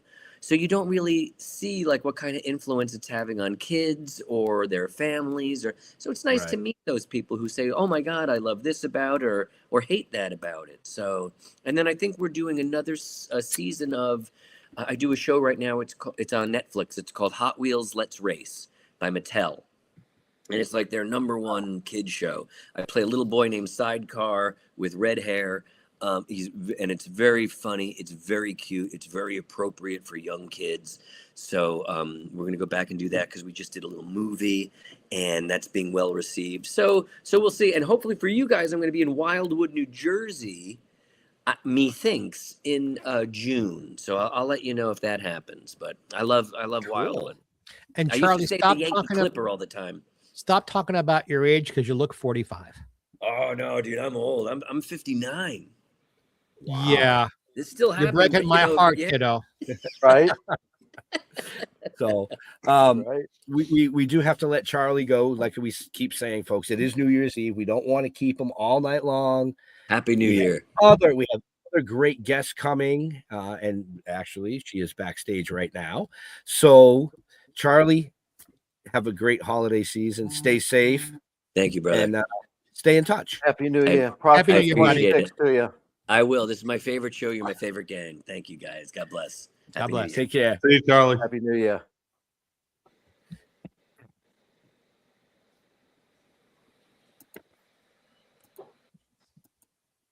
There we go. All right.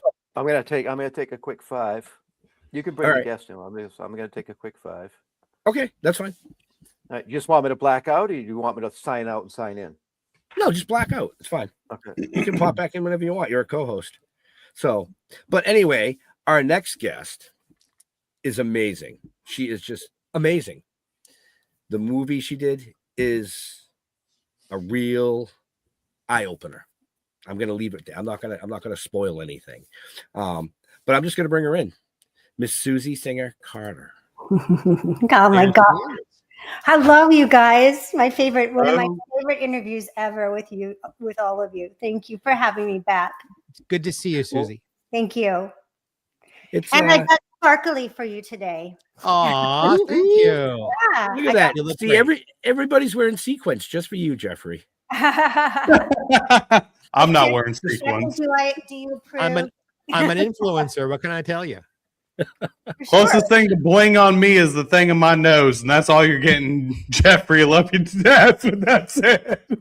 I know. I have the same thing. I've had it forever. I forget it's there. my nose bling. How are you all? We're good. We're good. Happy New Year to you as well. For our longtime viewers and our longtime listeners, Susie actually kicked off this season promoting. That was your cue to tell them what. Oh, me? Oh, I didn't know. I was your intro. I was waiting for the regale. No, for No Country for Old People, which is a very, sexy show. No, it's a nursing home expose, and very important and very, very much a part of my purpose and mission right now is to educate and to enlighten people about this broken system called our long-term care system, and it's a horrific problem that we have, a national horrific problem, and it doesn't get better. It's getting worse, and most of us don't know a thing about it until we get into it, and at that point, we're over our heads, and yeah. So I just really this project was so important to me because I obviously anybody that's advocating has been through something that is, pushed us to this point of saying this has got to stop. Right. And it truly does have to stop because it is an equal opportunity issue, a problem for all of us that intend to stay on the earth, past our prime. Right? Back into diapers. Yes, right. And so what? We'll bling them. Who cares, right? That's right. I mean, right. So yeah, I think we spoke before we launched the project. Yeah. Yep. So Literally right before. So yeah. So how has it been doing? It's interesting. I think it's going really well. We haven't got any in numbers. We won't have it till February from the distributor. But my guess is from the reviews that we're getting and the constant influx of emails and letters and DMs and all those things telling me and my team, like, thank you for doing this. Thank you for telling this story. This is horrible. Thank you for, or validating my experience and, galvanizing people and engaging them to want to make a difference, knowing and giving them some hope that there is a way to make change. And, we started I don't know if I talked about it the last time, but we created a 501c3 grassroots movement called ROAR, which is Respect, Oversight, Advocacy, and Reform for Long-Term Care. And our mission is to engage the public outside of the echo chambers that we already are in, right? So if we've been through it, we're going to talk to other like-minded people because they know. But I want to get to the public because that's where the power of change lies. And again, I don't remember if we discussed that we were endorsed by Jane Fonda and Lily Tomlin, Lisa Gibbons, and a lot of other wonderful people. But I got a chance to see Jane speak about, because she's now in another mission, which is our First Amendment rights, which her father started in 1947, and she's relaunched that movement. And she really talked about, which resonated so big with me, because our mission is to engage people through story, because that's the only way we're going to get people to first A, pay attention, and B, to be moved, until, because if it's not your problem yet, then we need to figure out ways to move them. And Jane really framed it perfectly, because she said, storytellers, entertainers, they are at the front line of change. Right. They are 100%. In your purview and in your point of view, a lot has happened this year in the healthcare industry. So much. Has anything changed for the better, or is it all changed for the worse? It's Geoffrey, it's so sad because it's so performative, and like Elizabeth Warren just came out. She's on a mission suddenly and talking about, how egregious the long-term care system is. It's like, where have you been? And where, and what are you going to do about it? Because, and I love her, but I'm just saying, where's everybody been? We need more voices like that, but we need voices that are attached to action. And all of the regulations that have actually been implemented for years, they do nothing. They're performative. It's like, it gives the public a sense of safety, or a sense of that everything's being taken care of.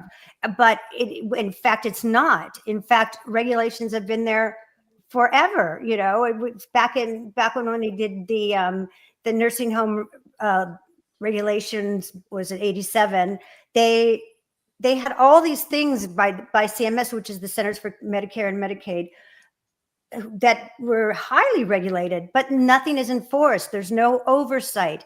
And, I'll harken back to what I talked about before, which is there is a very strong nursing home lobby that lobbies very hard financially to keep everything status quo, because people are making a hell of a lot of money, billions of dollars off of this system.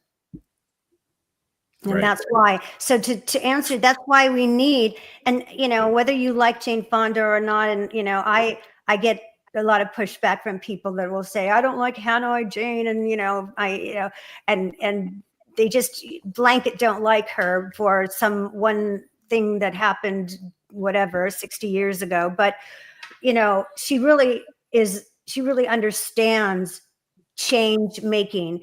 And when it comes down to it, it really is the collective and the power of constituency that will push and force change to happen.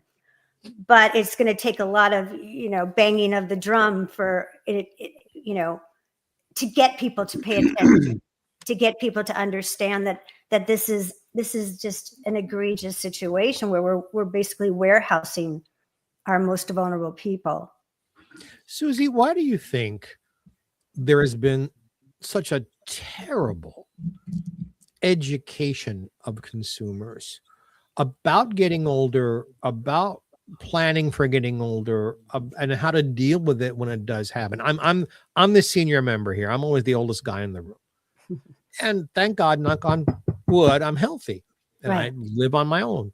But I've watched my grandparents, my great grandparents, I've watched family before end up in nursing homes and end up completely unprepared for it. 100%. I can't help but think if humans were better educated about, like, this is what's going to happen. Right. You could advocate for yourself before you lose your voice. I agree with you. And I think my answer to that is, and it's part of our mission, is to begin to educate the younger generations, you know, as part of just our curriculum, our syllabus, that we speak about, that we talk about that in education, and that the cycle of life, and make it very normalize it. I went to a mixer that I did a panel at, and after, it was for filmmakers, but I decided I was going to ask this question off the cuff and record people afterwards, because everyone was pretty much under the age of 30, right? And I said to them, we don't talk about aging enough because, and I had them answer, and each and every one of them had the same answer, which was fear, some form of fear. What I want to know is, why do we take better care of inmates than we do our elderly and veterans? Man, you nailed that, because I did a post early on when we were raising money, and I said, and I had a picture of a child, a puppy, and an inmate, and what do they all have in common? And I said, people care about them more than they care about our elders and our most vulnerable.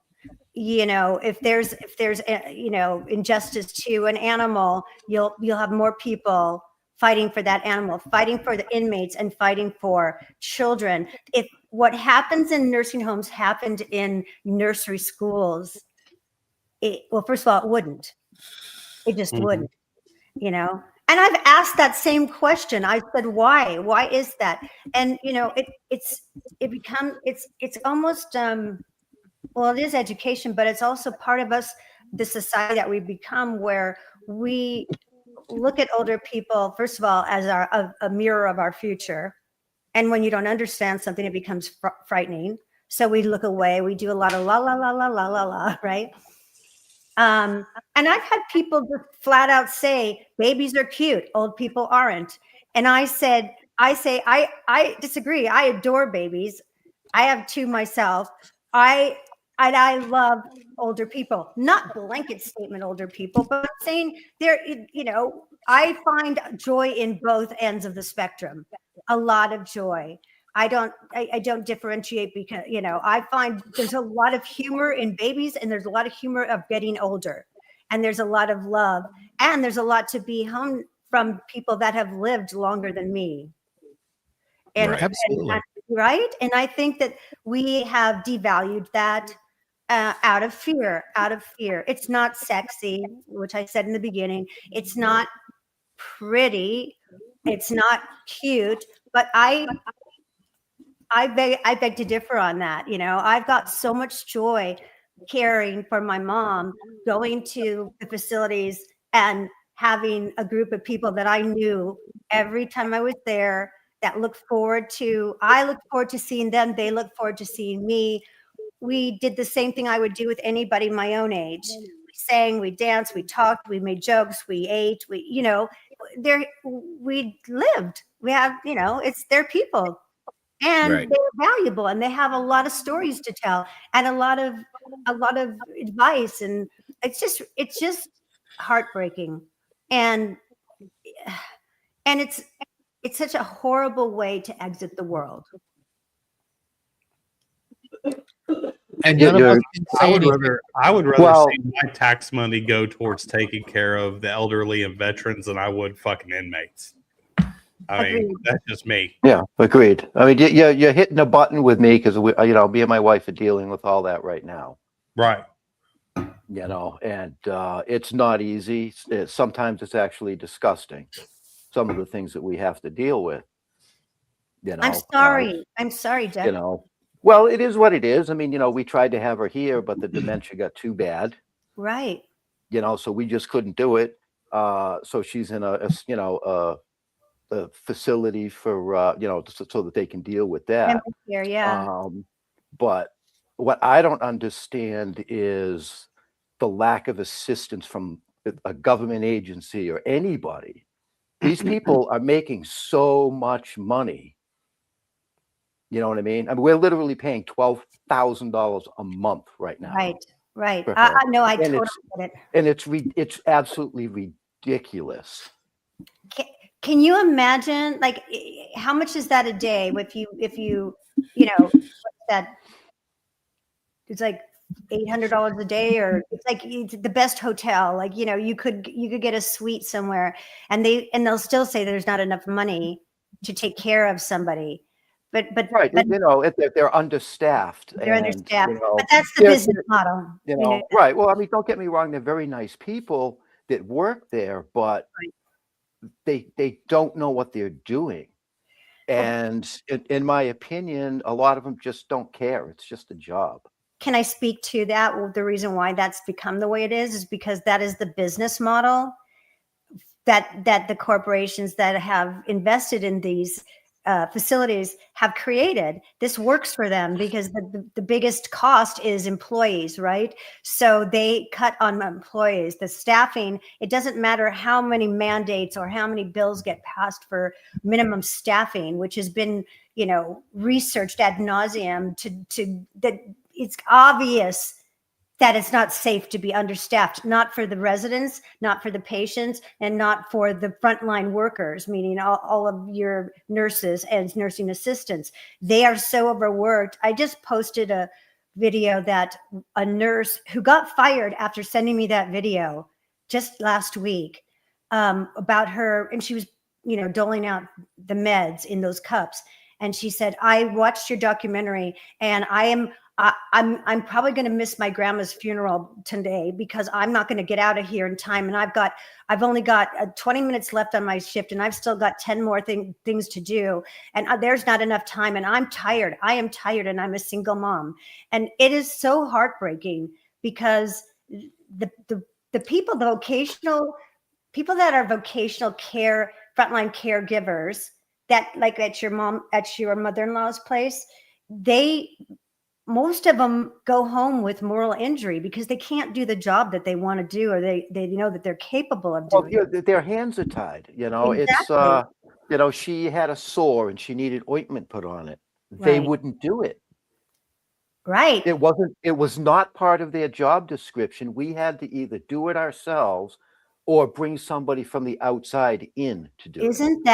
Isn't that just the most ridiculous situation? My partner, my producing partner, has the same situation with his mom here in Los Angeles. She's 94.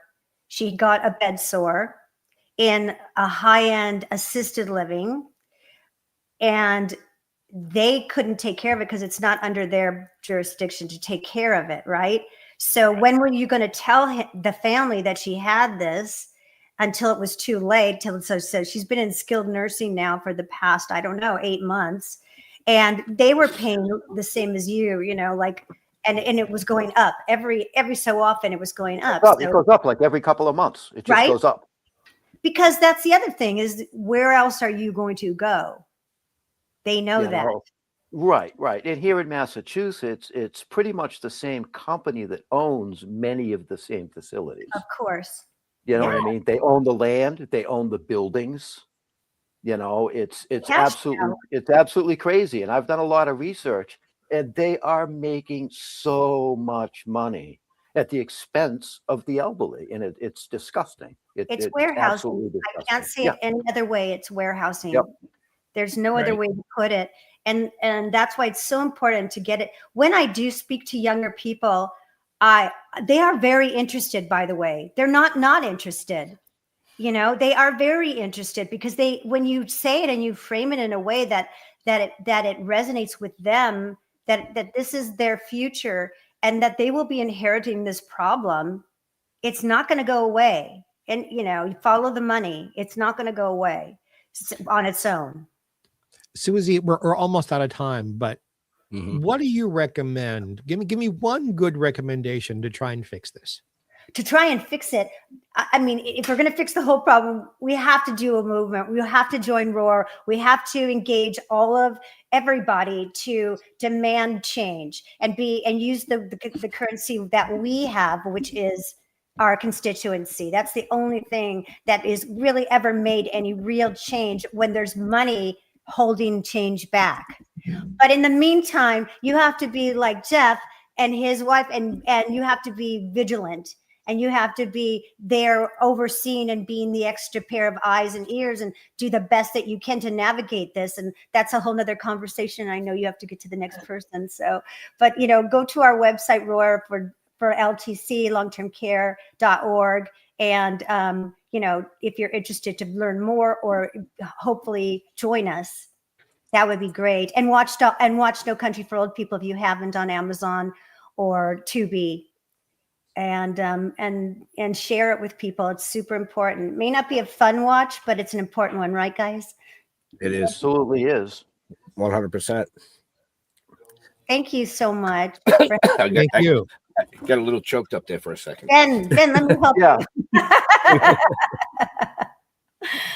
Happy New Year to you all. There's never not hope. We have hope because we are strong in numbers, and that's not just a saying. It really is true.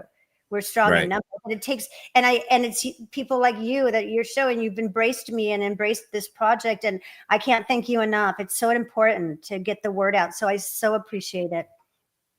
Anytime. Thank you so much. Have a happy New Year, Susie. Same to you all. Happy New Year. Safe and happy and joyful. Thank you. Okay. Bye-bye.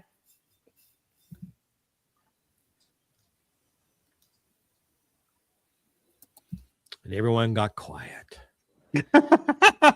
Well, I mean, it's a real serious subject. Yeah. We kicked off the season with that. Yeah, my first guest. Yeah. So it is. It's a very serious thing that's going on out there.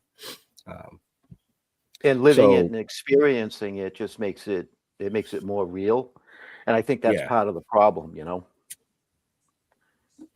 Right. The younger generation is that they're invincible. You know what I mean? So I think the mindset is different, but she's right. If you educate them, they may not get it, but it plants the seed. Right. So, never mind. So our next guest, we have a couple more guests this evening, but our next guest, folks, you should know who he is. And if you don't, shame on you. Geoffrey Mark, will you tell everybody who the next contestant on Still Toking With is this evening? Well, besides being a very close friend of mine, he is an amazing announcer and voiceover presence, also on live shows, and one of the very, very few people on CBS who have ever been given the privilege to say, Randy West, come on down. You're our next interview on Still Talking With. That's great. Look at this. It's New Year's Eve already. Everybody's all sparkling. I'm still like trying to get myself out of bed from last night. But you got fireworks. You got the gold chain around here. You look like Mr. T. Except Mr. T's the brother of Mr. T. We don't talk about. I think is more like it. And you're from outer space. There, look at this. Everybody's just looking wacky, and I'm looking like I just came in from shoveling snow. I'm excited to be with you guys, and wrapping up the year with you makes it even more exciting to think there's a new year ahead. That there is a new year ahead, you know. Thank you for taking time out of your busy schedule of shoveling snow in Burbank. Yeah, in the 80s, in the 80s, that might have been thought of as cocaine, but it was not a drug reference. Jeez. Yeah. I hope you're How are not you, my shoveling friend? snow. Wow. No, it looks like I'll be shoveling snow tomorrow morning, though. That's what I they're won't telling us. be. No, it's raining here in Southern California, so we'll just be staying out of the rain. Well, it's raining here in Massachusetts, but it's coming down white. Yeah. Oh no, it's bright and sunny on my island, although it is a little cold, which is a little colder than what we're used to. Stop your damn whining. Seriously. I'm not whining, but you need to take your cold and shove it up your ass and take it back. Hey. 'Cause it ain't supposed to be cold here. Wait, I had no idea what we were getting into here. Now, wait. You opened the door. we just walked through. Open the door, but don't open your ass. At least not while I'm here. Once I'm gone, you do whatever you want. Ben and Jeff are outside of Boston. Randy's in Burbank. I'm in Palm Springs. Where are you, sir? What I am actually on a small island on the coast of South Carolina. I am right next to Parris Island, where they train the Marine Corps. So this is home of the Marine Corps where I live. So you're not on Chincoteague Island, home of the horses. No. I'm a small island called Port Royal, which is right next to Parris Island, where they train the Marines. That's why you look so military. So Right. Randy, The show is not about anybody but Mr. Randy West. Why? Are we Exactly. talking about- I mean, Well- Randy, why? You've got the voice. You should have just been like, and I'm here. Well, thank you so much. Ladies and gentlemen, congratulations. You're all here facing a brand new year. And I'm here with Johnny Olson's microphone. Now, Johnny Olson is the name you may know from announcing old television shows. He's the guy who created Come On Down at The Price is Right. He taught me everything about the business. And I was recently asked, this was given him by the CBS pages at What's My Line way back in the 1950s. Wow. But I was recently asked to discuss game show announcing and voiceover for a bunch of folks at the Radford Studios lot. That's the lot where Seinfeld and Mary Tyler Moore and Third Rock from the Sun and Newhart, all those shows were down there. Gunsmoke and My Three Sons and a whole bunch of stuff. There you go. And it was a thrill to be on the stages there and talking about the thing that I've done for the last 50 years. I was very young. I came out of the womb with a microphone. But I was about to ask, how did you get into this to begin with? Is this something that you sought out to do, or did you just fall into it? I went into CBS one day with a gun and I said, I'm going on the air. And then when he got out of prison, No, I was one of those kids that I'm sure an adult said, God, whatever is with this kid, calm him down, because I was so excited going to watch television shows taped back in New York at 30 Rockefeller Plaza. And I ran into this guy, Johnny Olson, who, was Mr. Happy and Clappy doing audience warm-ups and Randy? reading all the prize copy. Randy, why don't you tell folks, because we share this, our past, how easy it was in those days at 30 Rock, which was the home of NBC back then, to just walk in and just walk. It was just Yep. People might ask pages, or a security person might occasionally ask you, "What can I help you?" And I say, "No, I'm all set. My dad's up on the 53rd floor. He told me to hang for him on 7. And you get in the elevator, go to 7, and then you're down the hall from Johnny Carson's office. You know, it was so easy, as you're saying, Geoffrey, to just kind of, if you look like you know where you're going, you belonged, I guess. People just didn't lie and just sneak their way in.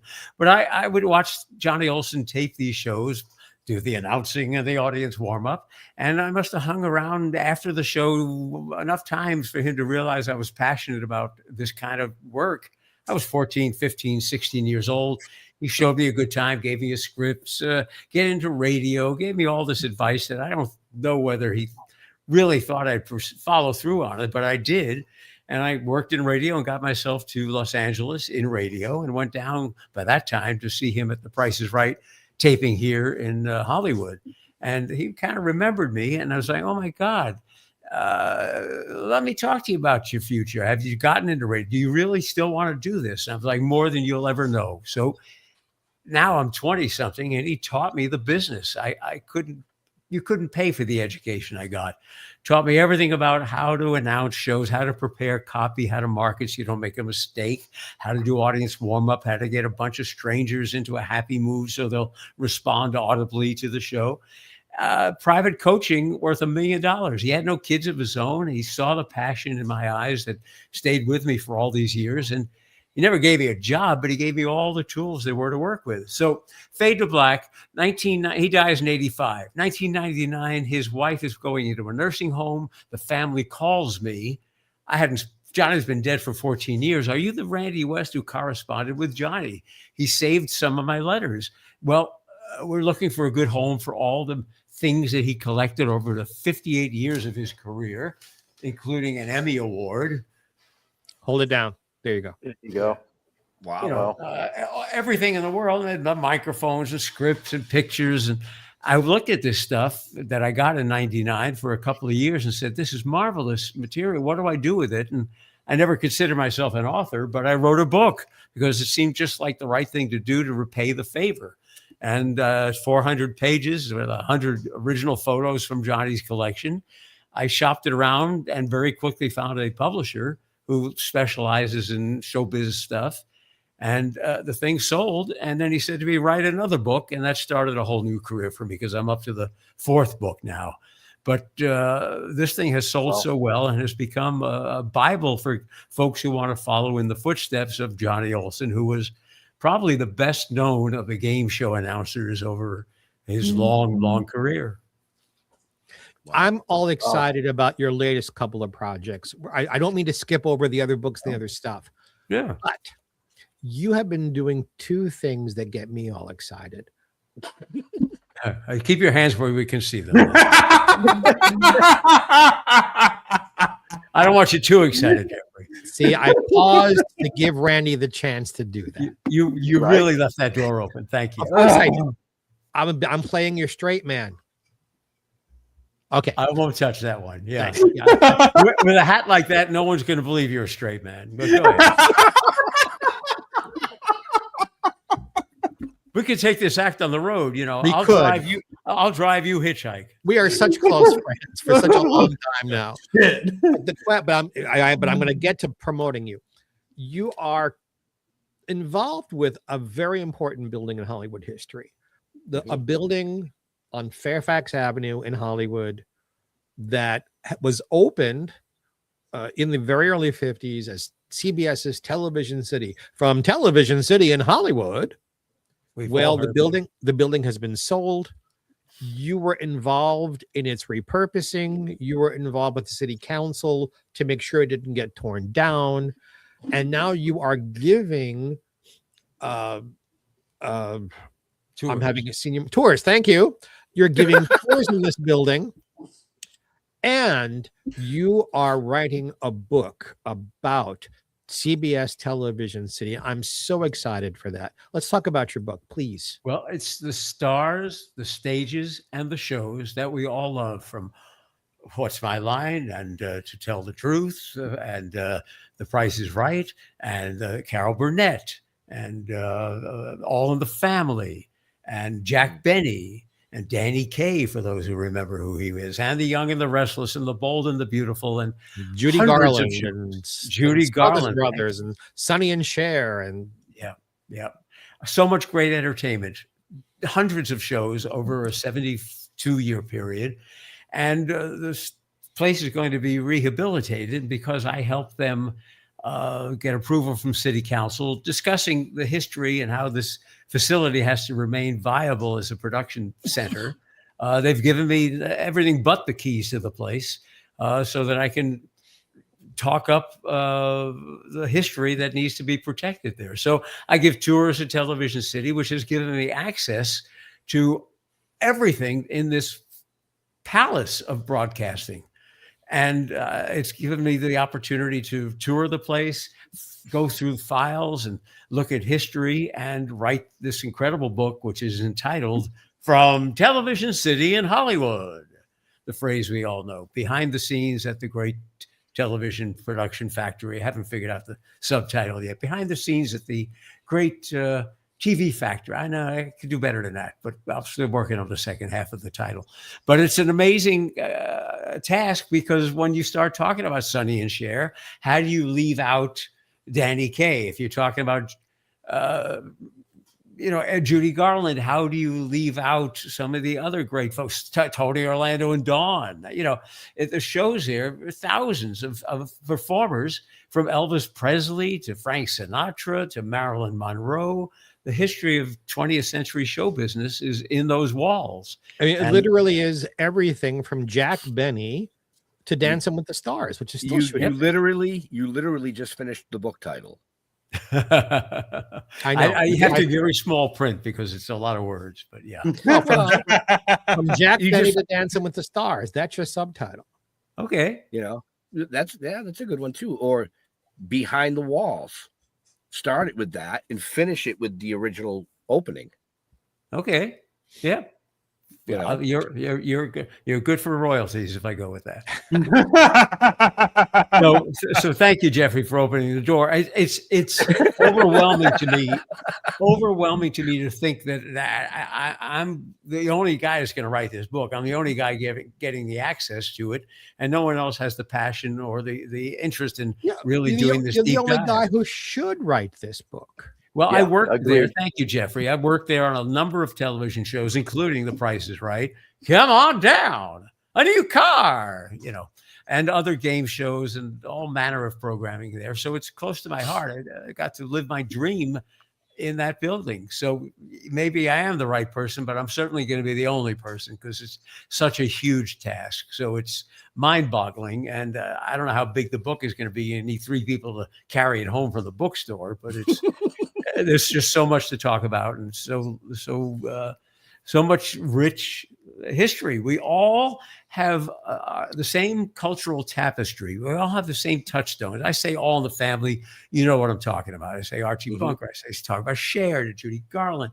All these names, all these words, all these sitcoms, all these variety shows, all these soap operas.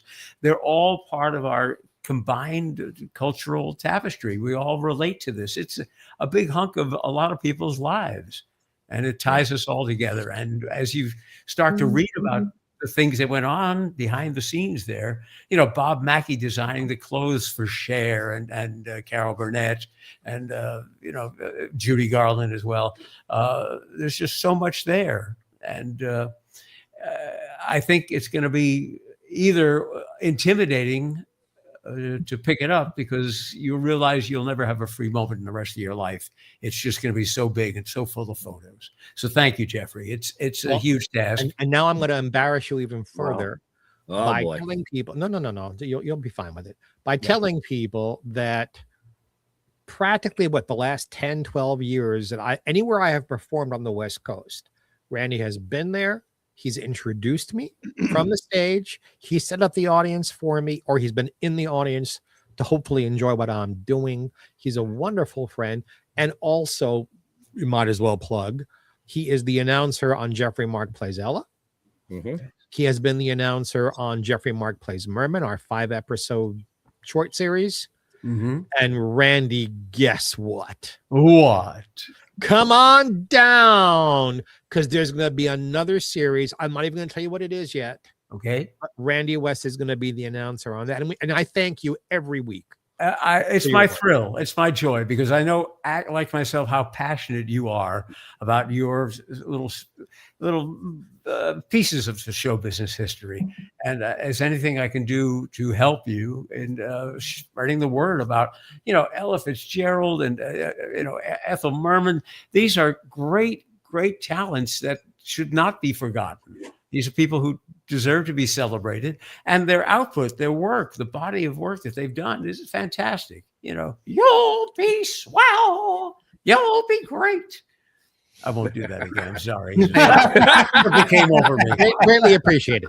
So we have a couple minutes left before we have to get to the next guest. So yes, go ahead, Mr. Mark. No, I'm just gonna say, why do you feel, you've heard me say this to you privately? Yeah. You're so good at what you do. I hear voiceover artists.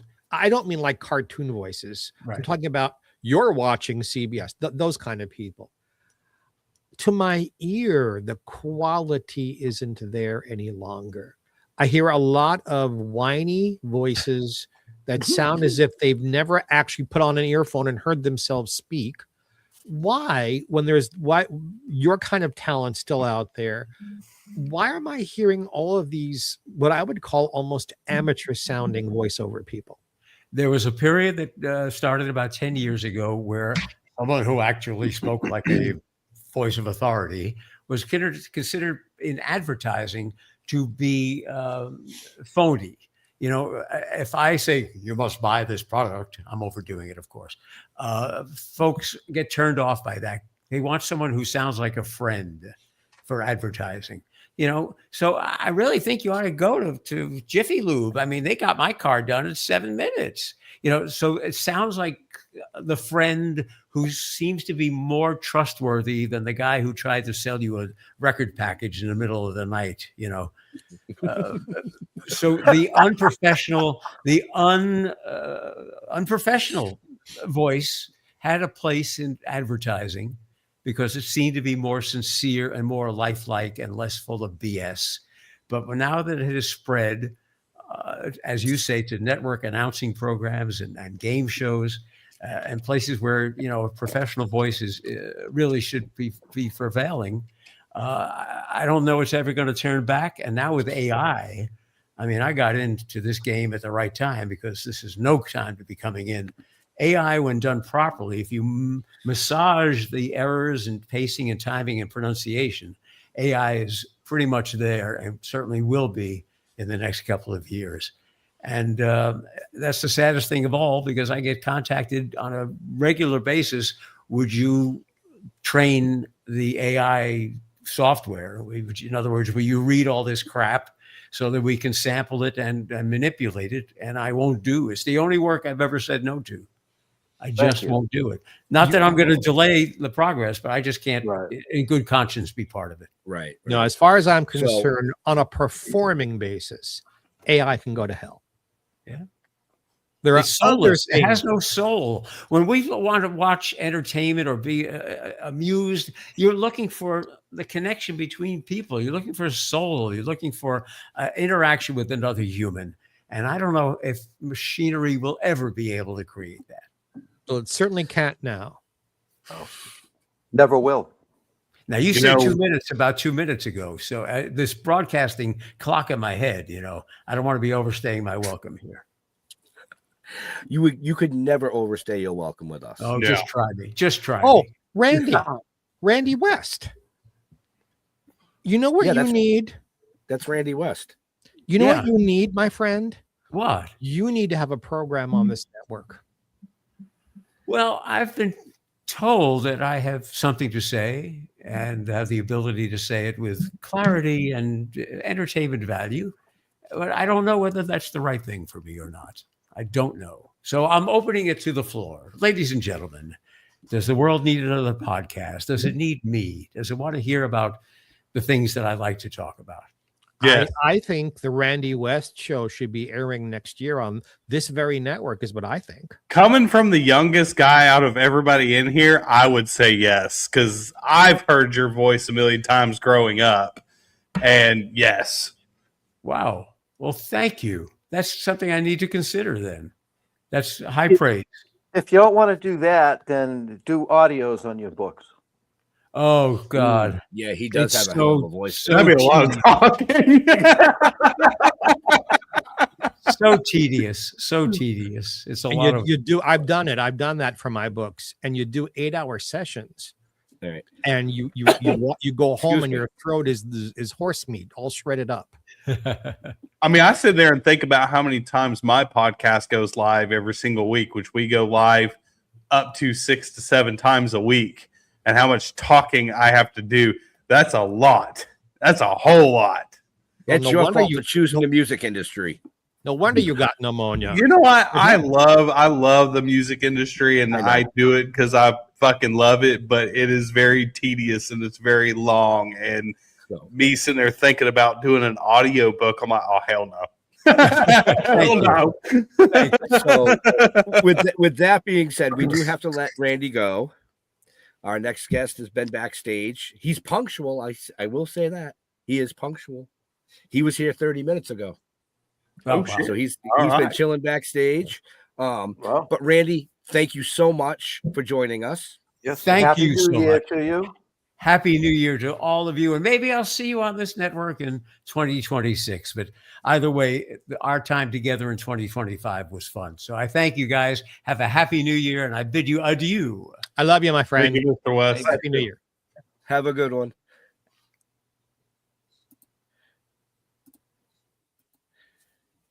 So, like I said, folks, our next guest is somebody that when you see him, you'll go, "Oh my God, I remember him. He was in Escape from Alcatraz.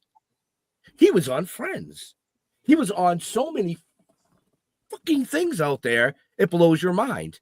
But if I asked you, what's his name? You go, oh, that guy. Yeah, who's that guy? I know exactly what you're talking about. Do you? Do you know who I'm talking? Do you know who I'm talking about? Well, I interviewed him with you. Okay, Twice. so I was waiting to see if somebody. Is that when you fell asleep? It's actually when you had a concussion. Actually, you had a concussion because we were filming up in New York at Bill Diamond's place.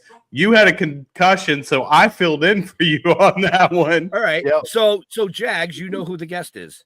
I do. You know his name. I do. Bring him in. That would be Mr. Larry Hankin. There he is. Hey, There he is. there he Hey, is. How you doing, guys? Hey, Larry. We're doing. we're doing well. fantastic, sir. It's good to see you again. Good to be seen. So thank you. I understand that. Hey, how can I make this bigger? Can I make this bigger? That's what she says. I've all been the asking time. my question. Yeah. since Oh, I here was you 12. go. Okay, there you go. All right. You gotta push the button. Thanks for Put on ladies. that thing. There's a bigger button. I haven't found mine yet. So welcome back to the show. Like I Thanks said, for on having the me phone. back.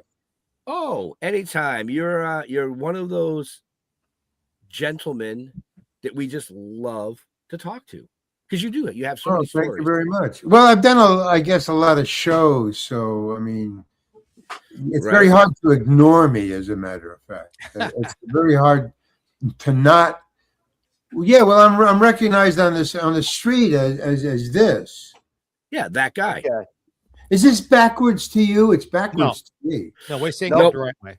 Oh, Yep. okay, cool. Yeah, well, they say, oh, you're that guy. I'm that guy. I guess because I've done so many different roles that's why they know the characters.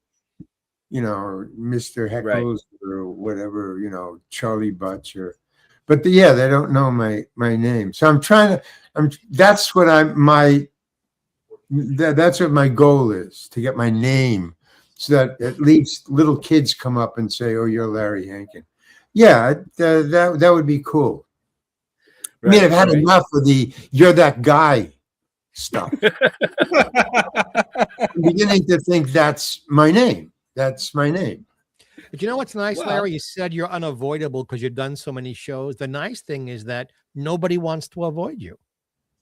Well, I mean, I guess, yeah. It has nothing to do with other people. It has to do with me, that nobody knows my name. So that's weird because a lot of people know me. You know, they come up and they start talking to me like I'm their next door neighbor, or like or I'm an acquaintance or something like that. It's really weird because they're talking to somebody, me, who I have no idea who they are, and yet they're really friendly to me. They're just like any other friend, you know. They're and then I say goodbye, and they go, and that's it. So I have these little private, 1 minute, maybe 2 minute of friendship on the street, and then it's over, and then there's another, and then so you have to also be a little schizophrenic, I guess is the word. You just, because nobody knows me the same as the same guy. I'm either Mr. Heckles or Charlie Butts or whatever. And that's who they talk to. Friendly. Like they know Charlie Butts. They don't know Larry Hankin. But Charlie Larry, Butts, hey, that's Charlie Butts. Yeah, well, yeah, blah, blah, blah. how many people in show business would give their left nut to be recognized the way you are? I don't think anybody would give their next nut to be. I mean, no. Yeah, it doesn't go that far. I don't think like that. I know most people in my generation know him from Friends, so that's like the one thing. Like anybody that's there, I take the show business as a joke, man. Come on. I mean, it's not real. That's the thing that I guess that's the one thing that stands out to me is what the hype is on Hollywood and movies and on the sets too. I mean, I'm just I'm that guy. Basically, I'm that guy. Like you're that guy and you're that guy. And oh, you're that guy from the radio, from the podcast. Oh, and you, yeah, you're that guy on the podcast. And oh, you're that guy on the podcast. I mean, it's hard to make sense of it, really, because I don't understand fans. I don't understand that. Sometimes like when I was on, I think it was maybe it was Breaking Bad or something like that, some big show, something that everybody watched, and it was here in Hollywood, and they had to actually chain the fans from breaking through, and they're all yelling and hey, sign this, and I go, what the fuck is going on, man? I mean, it's too much. And if somebody says they know or they understand, I don't believe them. It's because when you're an actor in the beginning anyway, and probably sometimes all through your life, you have to take other jobs. Like when I first started, I was a temp guy. I did this and that. And finally, I got enough money so I can pay my own rent by just acting, even though there was months in between where there was nothing going on. And then you go and you do your thing. And then like several months later, when it airs, there's fans who have to be chained and hey, sign this and hey, here's the perfect example of what I'm talking about. When I was a young man and I was a young actor, and stars impressed me, at the time when I was young, those stars. And one day I saw. I was walking along New York City, uptown in the 50s, 60s.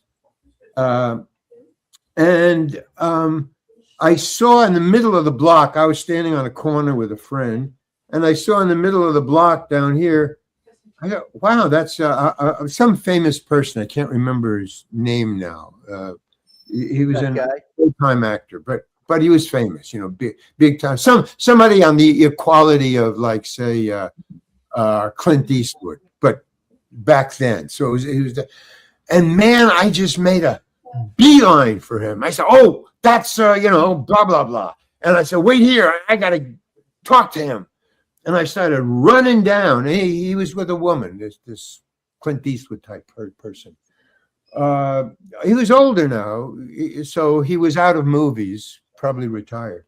But I was running towards him, and then as closer as I got, I said, yeah, that's really him. And he had his back towards me, but he heard me running. Somebody, he turned around, and he expressed his shock, because in his brain, he thought, oh, this guy's going to shoot me. I mean, that's how much speed I had, and he didn't know what was going on. And he's an older person, as you were talking about in your other guest. And he turned around and was so scared, that shock on his face. He said, ah! And then I said, no, I just wanted to talk to you. And he says, don't you ever run up to anybody like that. You know, he was really, and the woman was even frightened. And I suddenly realized what the fuck I must have been look like to this man. And that, I said, okay, I got it. I was crazy, and I just scared my hero. I really did. So ever since then, that's why I come on this show and start talking like that. That's not cool, being a star. You know what I'm saying? Because fans are like all other people period. They just lose it when, you know, I don't know why they lose it, but I did lose it that day. I was must have been like 19, 20, 21. But for that one moment, I never had done that before, but I'd never seen anybody, you know, that famous before. So I really try to play down the whole fame thing. That doesn't work for me. When people come up to me, I try to tell them who I am. You know, hey, just calm down. You know, it's not that big a deal. So I don't know, but so every once in a while, if I see like levels of interest start to rise a little above, I back off. You know, I mean, it's nice that somebody would say, hey, I saw you in the show last night, blah, blah, blah, good work. I get fan mail, and they're really cool. You know, it makes you feel good. Hey, I saw you last night, and I really think you're really great, and blah, blah, blah. I watch your show all the time. Great. But that I can deal with, as any human can deal with. But when it gets into it's just over the top, then it's, I don't understand it. May I interrupt and interject a thought about all of this? To me, fans are as different as we are. Like you're less happy with that kind of attention. I'm a Hamosaurus. I love my fans. I love when people come up to me. But I think part of the reason fans treat any of us the way they do, especially those of us who do podcasts or on television, we are coming into people's homes. And I know that sounds stupid. We aren't coming into their homes. But this. No, they think that. No, they have that idea. They see me in their living room. Yes. That's weird. I mean, I understand it. And I understand where that's coming from. But I watch TV and people are in my living room. So, but the other thing, I guess, beyond that and above that is I'm not a people person. I mean, I'm pretty shy. When I go to parties, I'll just sit, and if people want to talk to me, fine. If I want to talk to someone, but I try. I got you know, I was so the other way when I was a kid, you know, like 15, 16, 17, 18, 19. And then when that thing happened, when I was 19, when I ran up to that person, it just was a quick, instant lesson. Just, hey, Larry, you know, get this. He's just a person. He's a human being, and you just scared the hell out of him. And he's an older person. What the hell do you think you're doing, Larry? You know, that's not his fault. And I just talked to myself. I said, you got to, you know, cool it, man. It's not cool. It's just not cool. So that's what comes to me because I'm in the business. I'm confronted with it a lot. But if you're not in the business, you might think I'm, you know, hey, man, you know, I'm over the top. I was taught by some fairly famous people to expect that every time I leave my house, it's a personal appearance. Yeah, well, and to expect. No, yeah, right. That's okay. Great. That's where we don't agree, and that's fine. We can agree to not agree. Okay. I'm here. You're here. Nothing wrong with you. Nothing wrong with me. No, not at all. It's just I like acting. I like it a lot. I don't like the auditioning, but I like the acting. I don't think anybody likes the auditioning. But sometimes it gets a little scary, and you know, I've gotten. I just try not to go along with the bullshit that goes along with being a well-known actor. That's all. And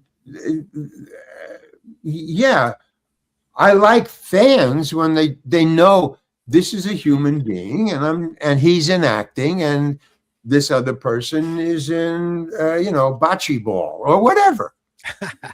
You know, it's fine. Maybe, you know, maybe it's a fate kind of a thing where when that happens to you, that individual is learning the same lesson that you learned when you were 19 or 20. Well, you know, hopefully I don't get that scared. I mean, really, I scared the hell out of him.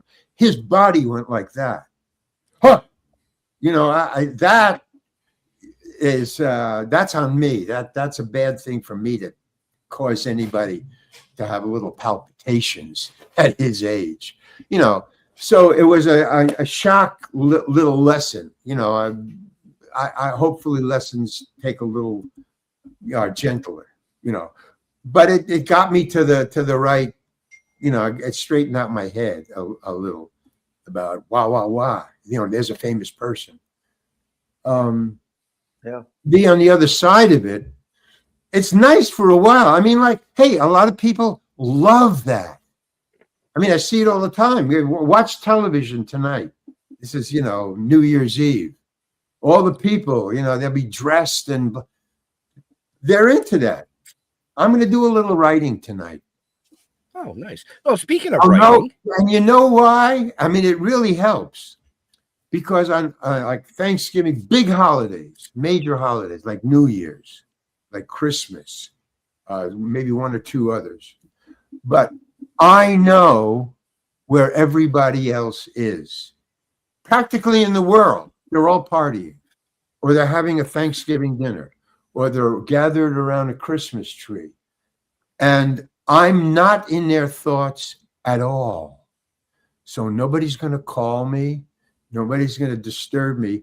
And on those major holidays, I look forward to just quiet, just sitting in my house or my apartment and just, now, you know, if I want to go out, I'll go out. But I know that on those days, especially New Year's Eve, which is just the craziest of all holidays. Yeah, if I want to, I can stay in the house and I'll be cool and calm and nobody's going to call. Nobody cares if I'm alive even, or if I know that I exist. Well, That's I can the say yin yang of show business. that I would have so many people during the day saying hello, or when I'm on the set. You're going through several different people, directors, the hair person, the makeup person, the assistant director, the director, the cameraman, the people in the booth, and they're all talking to you. And you got to keep track of all that and not let it throw your character, get you mixed up. In the beginning, I get confused a little easier than other people. So yeah, I appreciate the downtime. I appreciate downtime. Right. Is what I'm saying. Because I do get the hyped up times, so I have to moderate it, for just for me. Larry, what's coming up? What are your projects you're looking forward to coming up? Well, like right now, I'm writing a one-man show for me, and I started off as a stand-up comedian. I'm just remembering what I've been saying on this show, and this guy doesn't sound funny.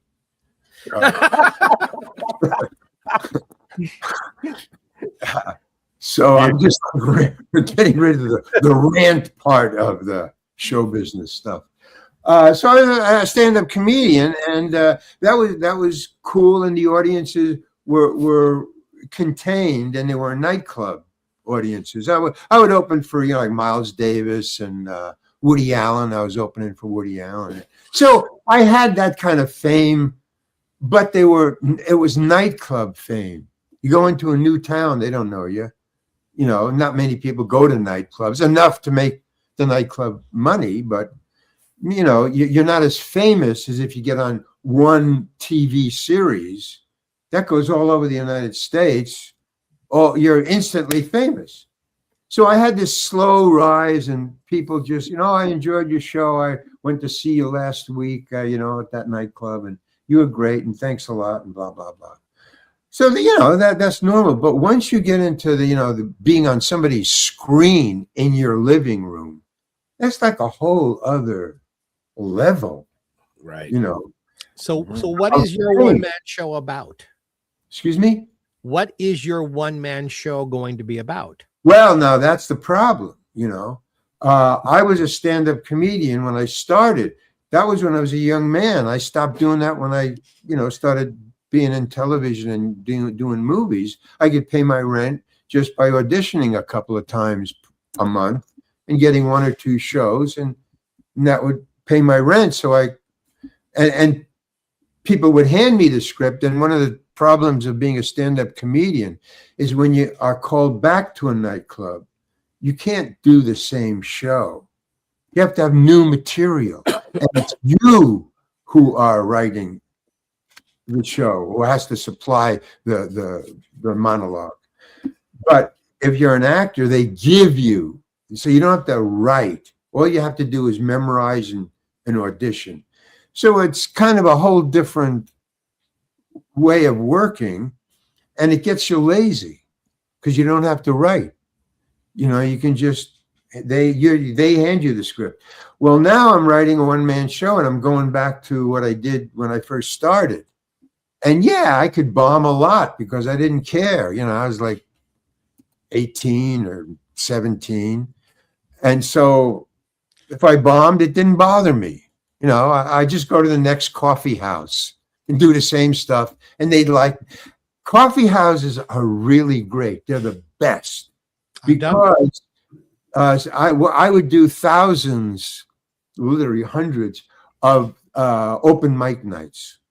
I would just do open, and in New York in the 60s and 70s, but in the 60s, Lower Manhattan was just wall-to-wall coffee houses. Yes. You could improvise an hour one-man show by just working there a week. Just go, 8 o'clock, you go here, sign it. Well, what you do is you start at 7 o'clock. I lived right down the block in Greenwich Village. So what I do is 7 o'clock, I go into all the coffee houses and I sign up an hour and a half difference. I sign here at 8 o'clock. I sign here 9:30, 10:30. And then if I could squeeze anything in between those times, but I could do like 5 sets in one night. You could stand on Bleecker You Street work on and just stuff. walk to the different places. So after 5 sets, you take one hunk of 3 minutes and do it 5 times in one night. You could hone it down to like a 2-minute hunk. Well, you work a week and you can get like 20 minutes. That's a set. I'm gonna try this. I'm gonna try this one more time. What is this live show you're writing? Is it a life story? Is it about being a live performer? What is the? It's whatever I'm talking about to you right now, as far as I know. It's cool. I've just started. Right now, I've taken all the writings I've ever done as an actor, because I would still write when I was off, right. But I wouldn't show it to anybody. I just put it in a drawer. And there's poetry, there's short stories, there's little monologues about this funny thing that happened to me when I did this show. So I have a lot of stuff. So I put it all on my computer now. I've been working on it for about, I guess, 2 weeks. So I've just it's stuff brand that I've new. already written. Oh, yeah. And I put it up there, and now I'm going through it, and I'll say, oh, well, this is a funny thing. So what I do is I'll read it, and then I'll take my cell phone, and then I'll just stand up, walk around my apartment, and I'll do it. I'll do that what I just found and read. But I'll try to sort of memorize it, but just get back into that memory of whatever it was. Right. And so between what I made up improvising off of that and the stuff there, I'll come up with a show. Right now, to answer your question exactly, it sounds like I'm going to tell about 3 or 4 stories of the shows, the major shows I've been on, and the funny stuff that I think happened on them. And I'll tell a 1 or 2 just short stories that I wrote, funny short stories. It has nothing to do with show business. It's just short stories, but they're fun. They're like fables, funny fables. And so that's 1 or 2. And then I have a character that I invented called, I call him different names. He's an old homeless poet. And I got him from when I was running around doing 3-minute, shows in coffee houses. I would walk around and I would see there's a lot of homeless people in downtown Greenwich Village. Then, I don't know now, I haven't been back there in a long time. But there was a lot of people, and a lot of these homeless people were living on the sidewalk, but they'd be writing in notebooks. Not the same notebook, they weren't together. They were just, some guys were writing, I have no idea what they were writing. But what I would do is if I saw somebody writing in a book, I would go up to them and I'd say, hey, what are you writing? Or can I read some of what you're writing? And all of them, not knowing one another, some were on 14th Street, some were on 12th, some were on 5th Avenue, wherever. They all said the same thing generally, and that was, get lost. It's none of your fucking business. And I thought, wow, man. And I finally stopped because that was the answer. In other words, I don't know. I don't know what they were writing. So years later, when I was just writing, being an actor and just writing at home, I thought, what if I wrote one of their books? Not my book, but one of their books. So I thought, okay, an old homeless poet is writing in this book. What would he be writing? And I wrote some of what I saw from. Now I lived for a year at one point between Hollywood and between stand-up. I lived for a year in my car, homeless. I was homeless. Half of it was because I was homeless, because I had been evicted, because I had not paid the rent for a stupid reason. I went to earn money in New York, and the apartment was in California. So I didn't tell the landlady that I was going to earn money to pay rent in New York. And the job lasted for 2 months instead of 3 weeks. So in other words, I missed 2 payments on my rent. I thought, well, you know, she knows me. I'll come back and I'll have all the money. And if she wants to fine me, or, you know, you have to pay an extra fee, because I have enough money to do that. So when I got back, she had already evicted me and cleaned out the apartment. So I had nothing.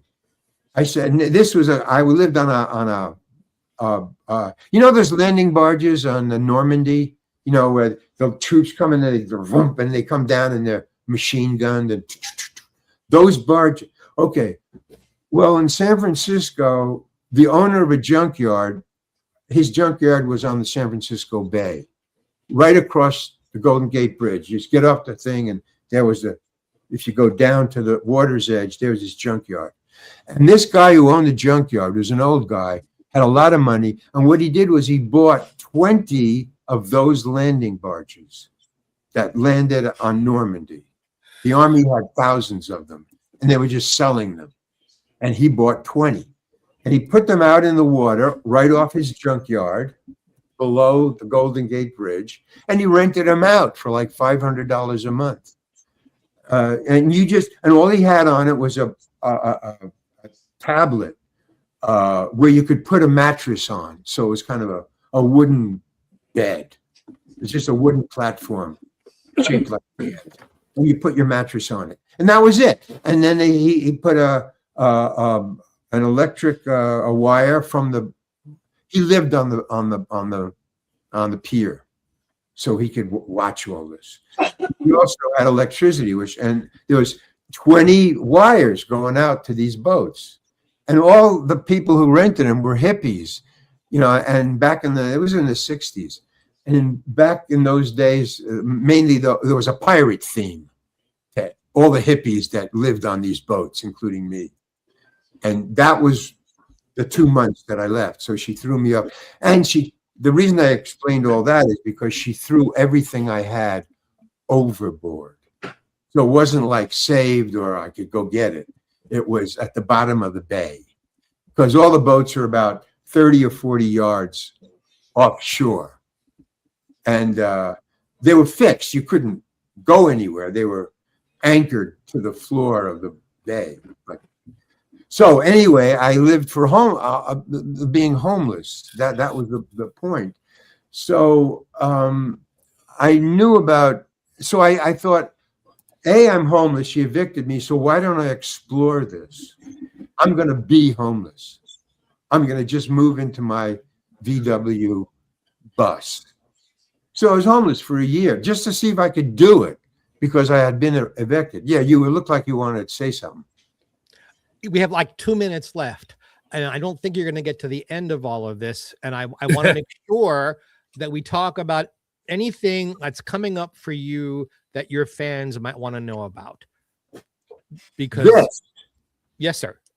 Okay, this is I finished it now. If I turn it on the back, you can't read it, but these are all great reviews. That's what I want you to know. It's really a great book, and it's about my time in show business, but it's a cautionary tale. It's not about the wah, wah, wah of show business. It's about all the bullshit of show business. And I think it's funny. It's really funny. Sure it is. It's called a cautionary tale. If you want to be an actor, this is what you have to go through. And I was a successful actor, you know. Very, very, very successful. Yeah, but all the way through until I got out, I didn't retire. I just dropped out. You know, my agents retired, so I did the same thing as like, I'm evicted. As long as I don't have an agent, fine, I'll just stay out.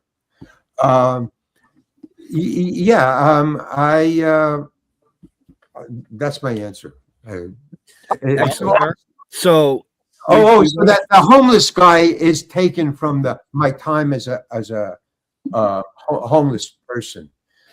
So those are the things that are in the book. My time in Hollywood, growing up and being homeless, as an old man. So everybody who's watching and listening, go out and buy That Guy. That guy. And It's on you will- Amazon. You It's in a will lot have, of places. You can you order will it. have a good read. The book is in the show notes, up above or down below, depending on where you're watching or listening to us. We want to thank Larry for taking time out of his New Year's Eve and his writing to come My writing. chew the fat with us. And Larry, we want to wish you all the best. Happy New Year to you. Oh, Stay in Happy New touch. Year! Happy New Year! Happy New Year! Hey, what are you guys going to do as I leave? Well, We have- are we you have all? one more Do you all guest. have plans? Do you all have plans? Oh, I'm staying home with my wife. That's it. We are all staying home. Yeah, see, that's cool. Speaking of my wife, she just chimed in the chat. She said, "Hello, everyone, and Happy New Year." Happy New Year, So, dear. we have one more guest, and then after that guest, I'm going to eat dinner. I'm going to put my feet up, and I ain't doing a damn thing till the ball drops. Then I'm going to sleep. Cool. Rock on, guys. You too, Larry. All right, Larry, All right, be have safe. a great Thank evening. you. Be safe. Okay. Okay, now. Holy fuck.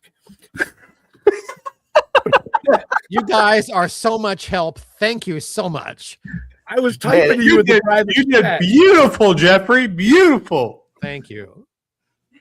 So, folks, we do have one more guest. Originally, Larry was going to be the last guest because I remembered how much he talked.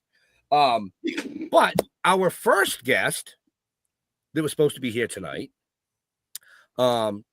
decided, I want to end the show, and I have that right.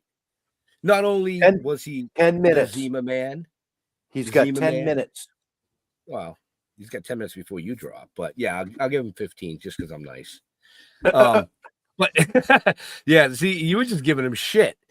So this guy has done everything, and the newest thing he's done is he's actually been no, I don't know if it was possessed. I wouldn't say possessed, but he's taken over by a very famous comedian that we all loved and still to this day love, Robin Williams. Yes. Oh, you're gonna have to So- explain this a little bit more. Well, I'm not going to explain it. I'm going to allow the guest to explain it. And I know Okay, Mr. that Homan works too. knows who this guest is. Yes. Mr. Roger Kabler, welcome back. How you doing, buddy? Okay. Oh, hi, Roger. I had to do that because you introduced me that way. So hey, let's party. Okay. Oh, excuse me. It must be the fish. So, hi guys. Thanks for having thank me. Can I tell you what? Go ahead. Ask your question. No. I was going to say thank you for putting your plans on hold. I had no plans. I planned on being on with you guys at 5. Everything changed. It happens. That happens. Do you want to hear a tale of woe, or do you want to ask? It's your show. I'm just here. We'll for have you. we'll have a quick tale of woe. I'm sorry, everybody. Whoa. I was supposed to be here at 5, and everything went upside down this week. I don't know if you want to hear about it. You can. There's some funny shit that happened, but mostly I got a great Hollywood story. What's your question? So what happened? What's the great Hollywood story? That's my question. Well, the thing that turned me upside down was I was supposed to be, I had plans that got, because my girlfriend had to be rushed to the hospital, and she's okay now. She's upstairs. She was the beautiful creature that was kissing me while I was backstage. And she was gone upstairs so I could function. But she is the love of my life, and she had to be going in an ambulance because she couldn't move, and now she can move. That's where everything off. It cost sleep, it cost sanity. We're okay now, but it cost me to forget where I am and what I'm doing because I haven't been living at home for a few days. So having my planner and all my things I didn't have it. So it threw me into what I don't want to get into is a long story. But while I was here, I finished this painting. It's a dog. See, the dog watching the sunset. So I did a nice painting. I'm channeling Al Lewis right now. I did a painting while I was in somebody else's house. I knew Al. You did? Yeah. He was great. He was one of my heroes. How did you know Al? Al had a restaurant in New York. Grandpa's Bella Munster. What was it called? Course. Grandpa's. Yeah, I was And with Greenwich a friend of Village. mine. We were both really stoned, and I'm like, Dale, that's Grandpa's down there. And we're staring at him. He's talking to some mob guy, and Grandpa's got a big blue crab on his plate, and he holds it up to us because he knows we're spying on him. He goes, "You want to try the crab?" Someone on this show stoned. What? That never happens I on used this to show. be really stoned, and now look at me. Do I look like I need drugs? To No. you? No, No. no, you look like you need a nap. I so need a nap. I need more than a nap. I need a fucking coma. Did I just slip into a coma? So can I tell you my Hollywood story because it relates? Please. Look at my hair. I'm like a Grandpa Munster. I would love for someone on this show to actually answer a question I asked. Yes. Tell the story. God damn, Geoffrey, it's Geoffrey. your night. So I'm backstage at the Tonight Show. My series is starting to tank, 1992. Jay Leno as Marky Mark and Hercule Poirot. No, not Hercule Poirot. Ross Perot. I'm Same thing. backstage trying to save my sitcom, Rhythm and Blues. So I'm ready to go on the Tonight Show and talk about my sitcom. It's great. It's incredible. Wait till you see this thing. It's all new. It's revamped. It's incredible. So I'm waiting backstage. Marky Mark goes on when he was Marky Mark, before he was this actor. And then Ross Perot comes on and he does 3 segments, this many, right? I'm backstage and I'm going, when is this guy come? And he's like, all you have to do is call my 800 number and all you'll get, I'm going to be running. He wasn't even running anymore. He's just blathering. And I'll tell you another thing. All you have to do is just listen to me. 800 number. Jay Leno's going, this fucking guy. I could tell he's getting sick. I'm backstage flipping out. I'm starting to go, I'm fucking throwing grapes at the TV monitor. When am I going to get on? And they came backstage and said, Roger, we're sorry. You've been bumped. And I started thinking about my options. And my first thought and only thought was, I'm going to go backstage. And I went backstage and I stood by the studio door for a good 5 minutes thinking, I'm just going to burst onto the set of the Tonight Show while Ross Perot and Jay Leno are and go, I'm going to imitate Ross Perot to his face and go, what the hell you think you're doing 3 segments for? Nobody wants to vote for you anyway. Don't you know I have a sitcom that needs saving? And I almost went on and the ball didn't drop. You know what I'm saying?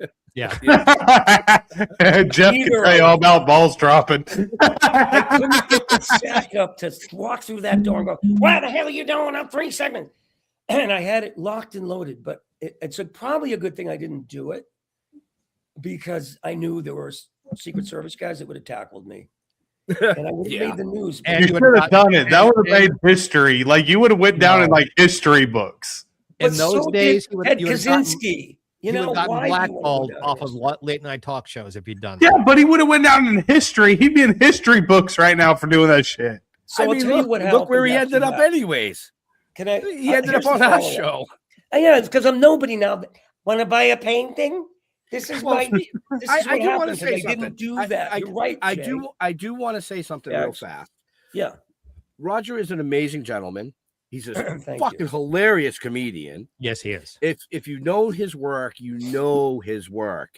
But a lot of I'm things turning that up the people volume so don't- my girlfriend can hear you. Keep going. A lot of things that people do not know about this guy is he is a fucking amazing artist. Thank you. Amazing. Thank you for And your I'm gonna show you a couple things. Both you and Jeff. Real It's quick. nice. Yep. So this is the one that he was just holding up. This Oh, is you a saw painting that? that Oh, Roger wow. has done. This is another painting. Oh, I love that.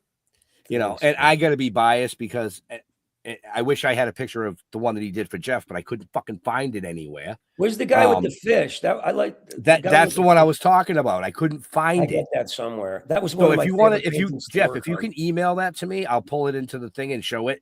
Well, if we have during, time, during that I chat. mean, Oh, I well, can we just probably hold have it time. up. We I'll have just time. hold it up. But two of my Thanks. favorites. Do you have it queued? Who? You. Who, me? Are you sending it to me? I can't I gotta- send it, but I can show it to you on the on the screen. He's talking to Jeff, Roger. Yeah, no, I got to find. Oh my God, we have a communication problem. That's okay. Hey, While now, they're looking for the the other one. Thank you so much, Ben, for saying that. I'm a little hoarse right now. Oh, that's okay. This is a painting he did of one of my granddaughters. Aww. And this is a painting of the other granddaughter. I know that face. I'm trying to find the guy. So with the fish. You're very talented. Thank you so once much. once I get the other one, yeah, I looked everywhere for that because honestly, that was one of the best paintings I've seen. Oh, thank you. Just the way you captured everything. So I want to say this now. Sure. Roger does take commission. He's not cheap. We're here to pitch. He's not cheap, but he is fucking good. Here's the guy. Here's your father-in-law. I don't know if you're going to be able to see this. Oh, that's wonderful. Thank you. And it's the Cape Cod Canal, which is one of my favorite, things. That's the bridge. And what's his name? I loved his face to work on. Gerardo. Yeah. He passed away, what, a year ago or two? 2 years ago, yep. Yeah, and it was a memorial paint. Thank you guys for saying all this, because frankly, my throat is probably not going to hold up much longer to do the Robin Williams tribute, and I may be just a painter, which is fine. Roger, which satisfies your soul more, being funny or painting? Boy, that's a great question, because when you're laughing and you're in communion and you're connecting with people that way, but I've been in show business so long that the painting thing is, I got up at 2:30 in the morning to finish this painting because it's my dance with God. It's my way of paying back, what I took when I was a drug addict.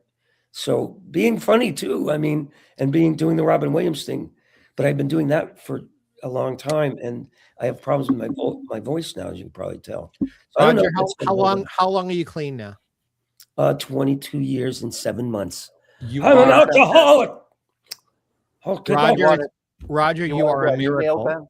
Thank you. What's that? I sent you that email, Ben. Yeah. Oh, you emailed me something? No, not you. Why the fuck would I email you? Jeff, sorry. I have to say, you were so still through Larry. I thought that was a screenshot. You're amazing, Jeff. Everybody was so still during Larry. And then it moved. Yeah. It's great to see you guys. I'm so sorry I was late. Roger, you are a miracle. I'm 36 years in. So you are a miracle, and you're a bigger miracle. No, you don't you compare. got more bling. Each miracle Obviously is its have own. money. I don't have shit. I'm a painter. Speaking of, I do have that last painting I just want to pull up real quick. Oh, sure. Please do. Oh, there it is. To show it in full. Okay. But No, yeah. Very talented man. I love Cape Cod when it's like this. Thank you. So can I finish the story about the Tonight Show? I thought you did. No, this is like a two-parter. But I'm not going to go on and on. So it's 3 fucking segments, right? What do you think, you're Ross Perot? Larry. That's why I brought up the story, because I had that sense of waiting backstage and starting to throw shit at my computer. I don't blame you. No, Larry was great. I really want to get to know him better, because I get it. I totally get it. Well, you better kill a day or two just to talk to him. We're here to commune. We always do. We're here to commune. No, I love Larry. We've had him on the show numerous times. I've worked with him behind the scenes. Yeah. You just got to try to keep him on. You got to keep him on track. He's so the same track. Yes, he's very original. Extremely. Yes. All right, so back to the Tonight Show or the Yesterday Show. I come from the Tonight Show, and Jay Leno calls me at my house that night. It was quite an honor. Roger, I'm sorry it didn't quite work out. And I'm like, thank you so much. But then I jumped ship and I went and did a segment at Arsenio. I got booked on Arsenio because I got bumped from the Tonight Show, which pissed off NBC, who my sitcom was with them. When I was backstage at the Arsenio Hall show, I get a phone call just before I went on the air with Arsenio saying, your sitcom's been canceled. Rhythm and Blues is done. Ouch. So now I'm going on to Arsenio to pitch what? Nothing. I have nothing. So I make the announcement on the Arsenio Hall show. Hey guys, I just found out Rhythm and Blues was canceled. So what do you want to talk about? I'm like the least famous person you ever had on your show. We can just relax. How are you? Can I get a job here? I'll collate. I can sweep up. I just went into this. I don't have a job. I was just being a bum. And it caught the eye of Halle Berry, who wanted to meet me. She was looking for her next ex-fiance, I guess, or something. And I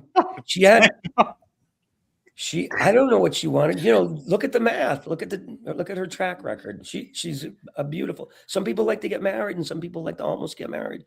I've been there. I know. Halle, if you're out there, I'm sure you're watching. I'm sorry, but we have to talk about this.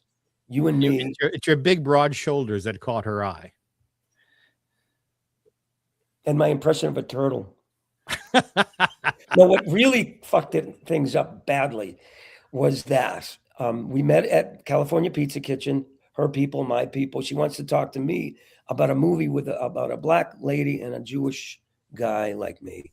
And I was young and I was 30 and, you know, we were all very pretty.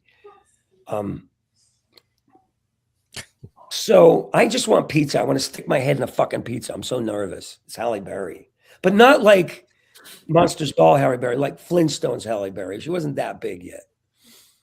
So we're sitting there and I don't know what to do. I order a dandelion salad. I don't eat this shit, but I don't want to look like a pig with, you know, mozzarella dripping off my face. So I get the dandelion salad and something in me cuts loose and I decide to do the lizard thing with the leaf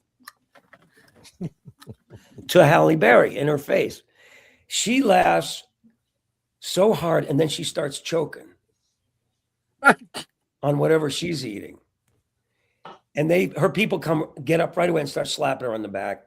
And I try to get up, but they beat me to it. And I'm just sitting there saying, that's my fucking career right there. We went shopping afterwards and everybody's swarming her and I'm standing there like an appendage. You guys want to talk about anything else about my experience in Hollywood? And then I was a junkie. I went from there to being kind of a junkie. I want to share one. I want to ask one. Yeah. My time with Jay Leno, like sometimes he was very nice to me. Don't get me wrong. Yeah. This is what I was asked to do, to sing the theme song from the Patty Duke Show. Not their cousins, identical cousins. Yes, just that song. Oh. Nothing from my act, nothing I had done off Broadway, nothing. No, Hi. that song. So you know, maybe you dodged a bullet. Where are you from, Roger, originally? Where were you No, what I didn't dodge a bullet was I went on and did an impression of Richard Dreyfuss, and I started doing this. And he goes, you know, you have to tell the people what you're doing before you do it. Made me look like shit. On top of the shit that I already look like. I'm from Framingham, Mass. Well, there you go. What do you mean, there you go? Does that mean I'm a junkie automatically or what? No, it means well, I'm meaning you're from where Ben and Jeff are near. And oh, yeah. I know you were an East Coast guy from the way you were talking and how you said mozzarella.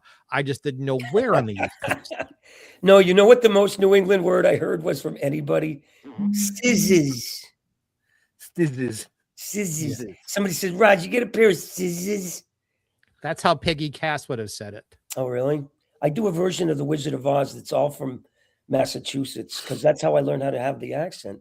It's a twister. It's a twister. And it's coming out of Worcester. You know? Forget it. I'm not doing it anymore. Forget it. That cost big money to finish that bit. Where are you from, Geoffrey? Originally Brooklyn, New York.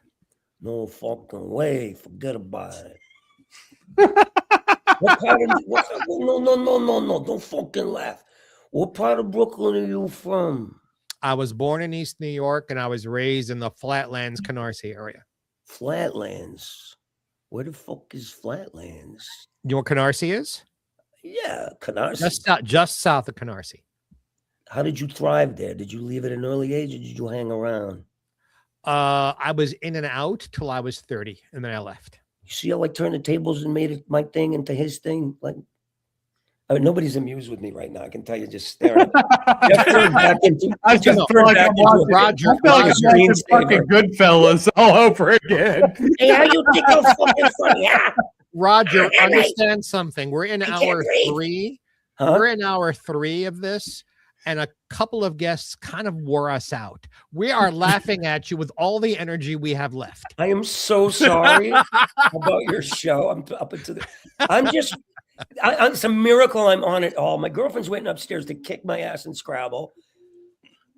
She's laughing at that because she knows it's true. She's going to kill me. She won with Qui last night. Qui, Q-I. She won with Qui or Key. What does that mean? I don't fucking know. It's some kind of martial arts fucking thing. She wins with a Q and an I. And I had her. This is what matters. Jeff Ben is not funny. You fucking triple word score, bitch. The word is, it was double word score twice because it was 2 I's and 1 Q. And the word is gi. I had her. The word is gi. It's the outfit they wear is a gi, but it's spelled that way. Right. It's spelled that way. Oh. No, that's look at that. We were just educated. A Qui is like a chakra. It's somewhere in the genitals, I think. Oh god damn! Here we go with the fucking. That was a queef. That's a queef. That's what I was going to say. A queef comes from a queef. I was waiting for one of you to say it. Queefa. It's the whole thing. And now you have to tell our audience what a queef is in case they don't know. Go. No, you don't. I had to tell. No, I am not that man. Somebody, Jagz, you're the guy. You're not that guy. The guy with the Christmas tree needs to talk. Can you please explain this? What? I'm gonna sing it. I'm gonna sing a song, and then you'll get it. So I sing you to sleep after the loving. I pick out the hair from my teeth. Here it comes. Oh God! Come on, let me finish. It gets better. I'm not going down on anything that's got hair. I'm sorry. It's the wheel that makes you want to queef. You can't. And now you know. You can't handle. Oh boy! Holy shit! This is why I don't work anymore. This is my material. When I go to libraries and there's children's there, Daddy, what's queef? It's a library. Look it up. I'm sorry, I'm being. You got everybody in my living room fucking cracking up laughing. Well, who's right in there? now. Show me your living room, people. Are they under the tree? Hi. You're a cat. They under the tree. Oh my God! How old are you? Oh, shit! Are your children here? No. No, I'm She's 23. There's Cat. Cat's coming. Oh, hi. I'm sorry. I'm 34. You're good, dude. You're cracking me the fuck up right now. My girl is I just want him to explain what a queef is. That's what I want. That's what I want to happen. Queen Laquifa. Okay, it all started with an innocent Scrabble game. See, gay men don't have this problem. Are you sure? I mean, you do if you use enough lube. Let me explain something to you. When a man has to pass gas, and I'm going to say this nicely, and he tries to hold it in, it always sounds like a balloon when you go, doesn't it? Yes. Just fart like a man, guys. Let it rip. Come on, stop. What happens? What happens when it goes? That's bad. Clear out. Clear out. Fart like a man, sharp like a man. Jesus. I swear to God, I'm not drunk enough for this. The dog was under the covers a couple I'm of not weeks drunk ago, enough for this. And what? What? Jagz just said. You and I are the only sober people here at this moment. And we're the worst, right? That's not true. Who's worse than that? I mean, I'm like a 12-pack in at this point. I could use a little crack. You know, I don't want it, but I could use some. I think Jeff is sober right now. I'm very sober right now, but do I look like I need crack? I mean, to you? No, you don't. No, you don't need anything. I can tell you, folks. Depends if you have on the a chance, You've known me for a long time. We've known Roger for a very long time, and if you get a chance to catch him out on the road doing his act, or at a convention, fucking go talk to him because you will cry in a good way. Right now, I'm trying not to piss myself. I want you to piss. Hey, I did a gig once, and this lady went into labor. And it happened. They called me afterwards and said, she had the baby because she was laughing so hard. I think that's the biggest. I mean, sometimes they want them to pee a little bit, maybe, a little emission. But this lady went into labor, and I was thinking, if she had broke her water and the waitress slipped in it and the baby started crowning, and I'm like, I gotcha. I'll help. It's all about the delivery. I'm right here for you. And then I had this whole fantasy that the baby came on stage with the umbilical cord and just took over. It was a little Popeye baby, a little Popeye. But that's me. Apparently, I'm the only one that's had this experience. What was that, Geoffrey? Hashish will do that to you. Yes. Hashish will do that to you. Holy fuck. Yeah, can I tell you one other story? Speaking of hashish, you guys know Kevin Meaney, the comedian? Sure. Well, I was smoking hash with him and another guy. I don't want to name the other guy because he's still alive, but Kevin passed. Kevin did the funniest thing I've ever seen. We're smoking hash in a flat in London 30 years ago. And Kevin did an impression of Marlon Brando with worms scooching across the rug. It was like,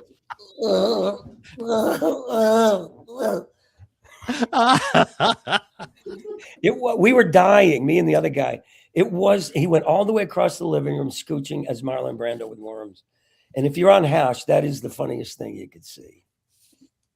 And I can't do it nearly as good as Kevin. An awful lot of affection and respect for Kevin.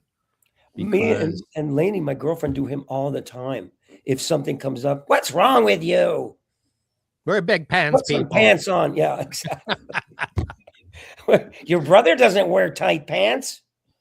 And he did all of that and took an enormous amount of shit from other comedians for being gay. And he wasn't gay, was he? Oh, gosh, yes.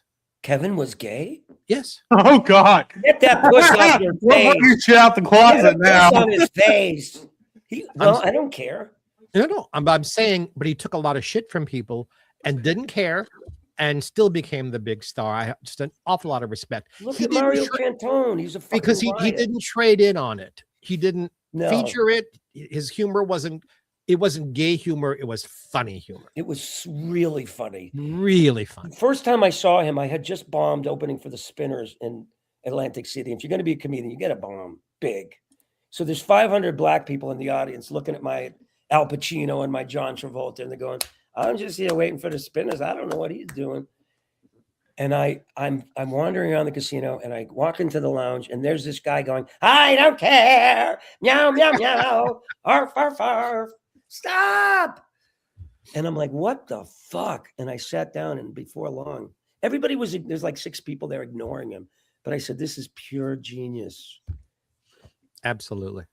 I'm going to shut up now and see if anybody else wants to talk. We only got a couple more minutes because, we're way over the time we said we were going to start. I know, I'm sorry.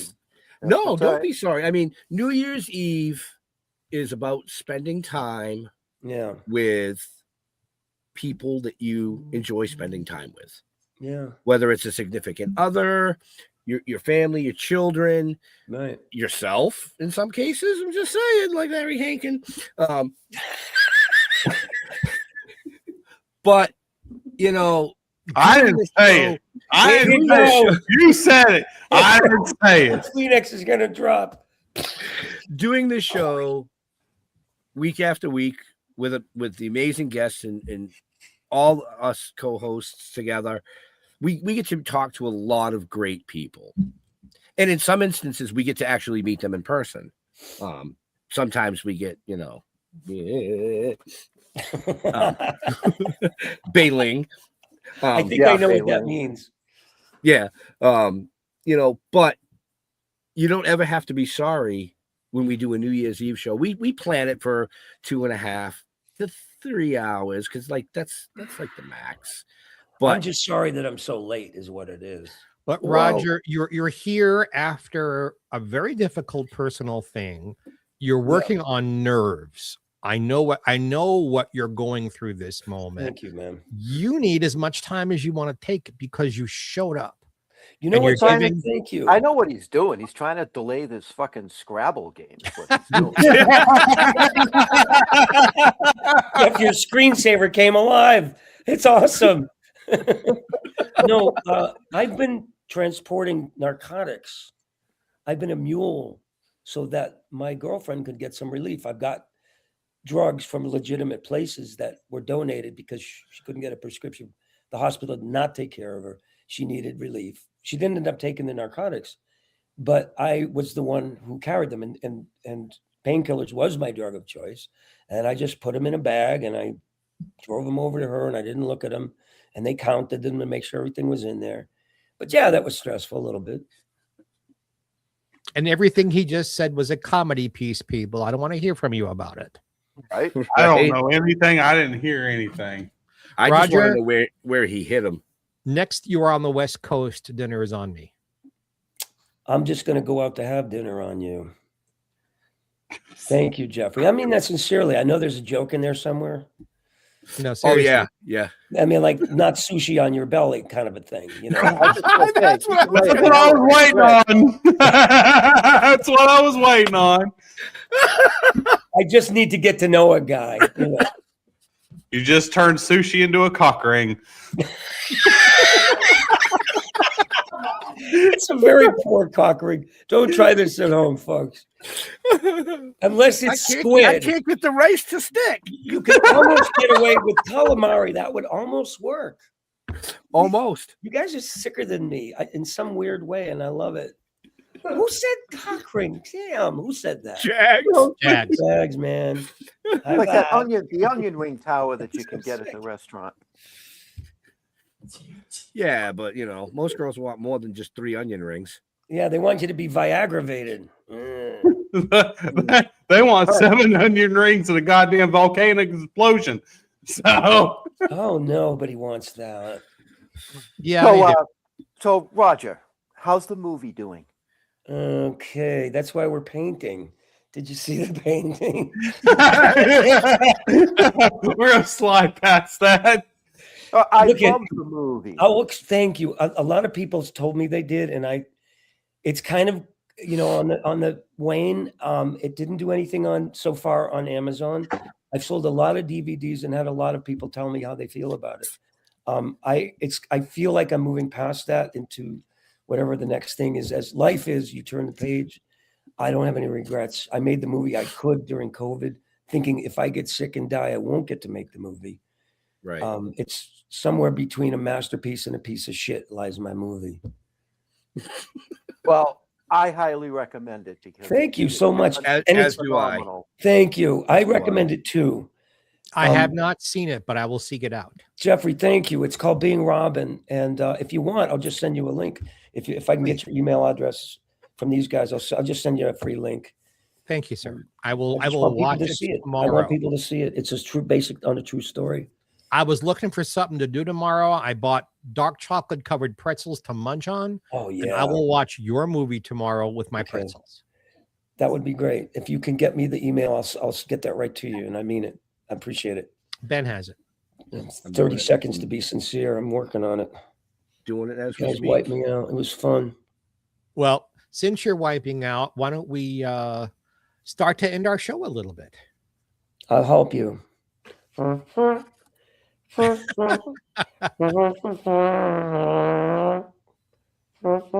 That's it for me.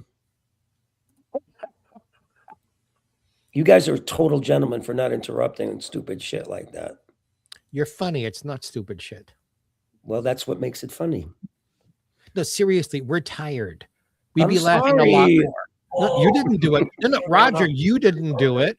I'm just saying we're 3 hours and 22 minutes into this. How much money have we raised? In New Not Jersey, enough. the phone number is. Hey, Roger, we've raised about as much as your movie. God damn, Tim. Holy shit, man. He went That's there. awesome. I'll give you the went $250 just for saying that.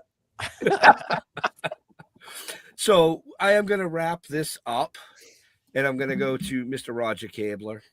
Good night, everybody. Have a safe and happy new year, and be purposeful and be part of the solution if you can. That's it for me. I love you. Check him out on the road, folks. Check him out in the show notes. Jagz, my man.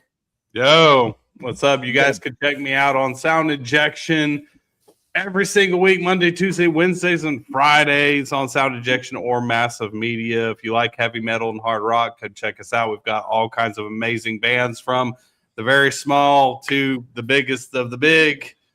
Come check us out. That's it. That's all I got. Mr. Geoffrey Mark. Well, happy New Year, safe and happy and healthy.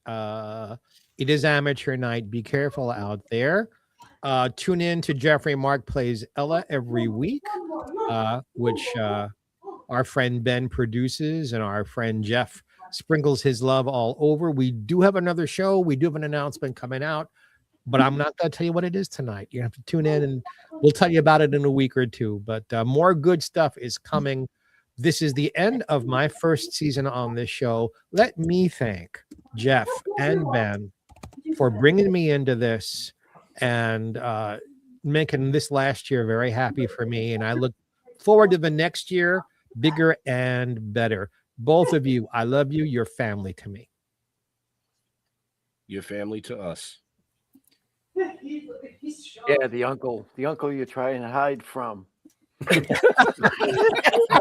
No, I'm just kidding. Love you, Jeff. This has been a long night. I'm glad you guys, everybody came out and joined us. The guests are great. It was perfect having Roger close this thing out. Love Roger to death. Go to stilltoken.com and everybody have a happy, safe New Year's, and we will see you in 26. Dun, dun, dun. So, as Jeff said, stilltoking.com, you can find out everything you want to know about us. All these shows are cataloged there. They're also on any one of your favorite podcast platforms. I'm just saying. I mean, I think there's like 27 fucking platforms. You'll find us. Jeff likes it when you Google him. Geoffrey Mark likes it even more when you Google him. But I want to thank all our guests for taking time out of their schedule on New Year's Eve to come chat, hang out, tell you all what's new. And, you know, that Roger Kabler guy, he was late, but he's still great. I mean, that's all I got to say. To all our veterans and first responders, we want to thank you for doing what you do so people like us can do what we do. Stay safe. We'll see you next year. Have a happy. Happy. Bye. Thank you, guys.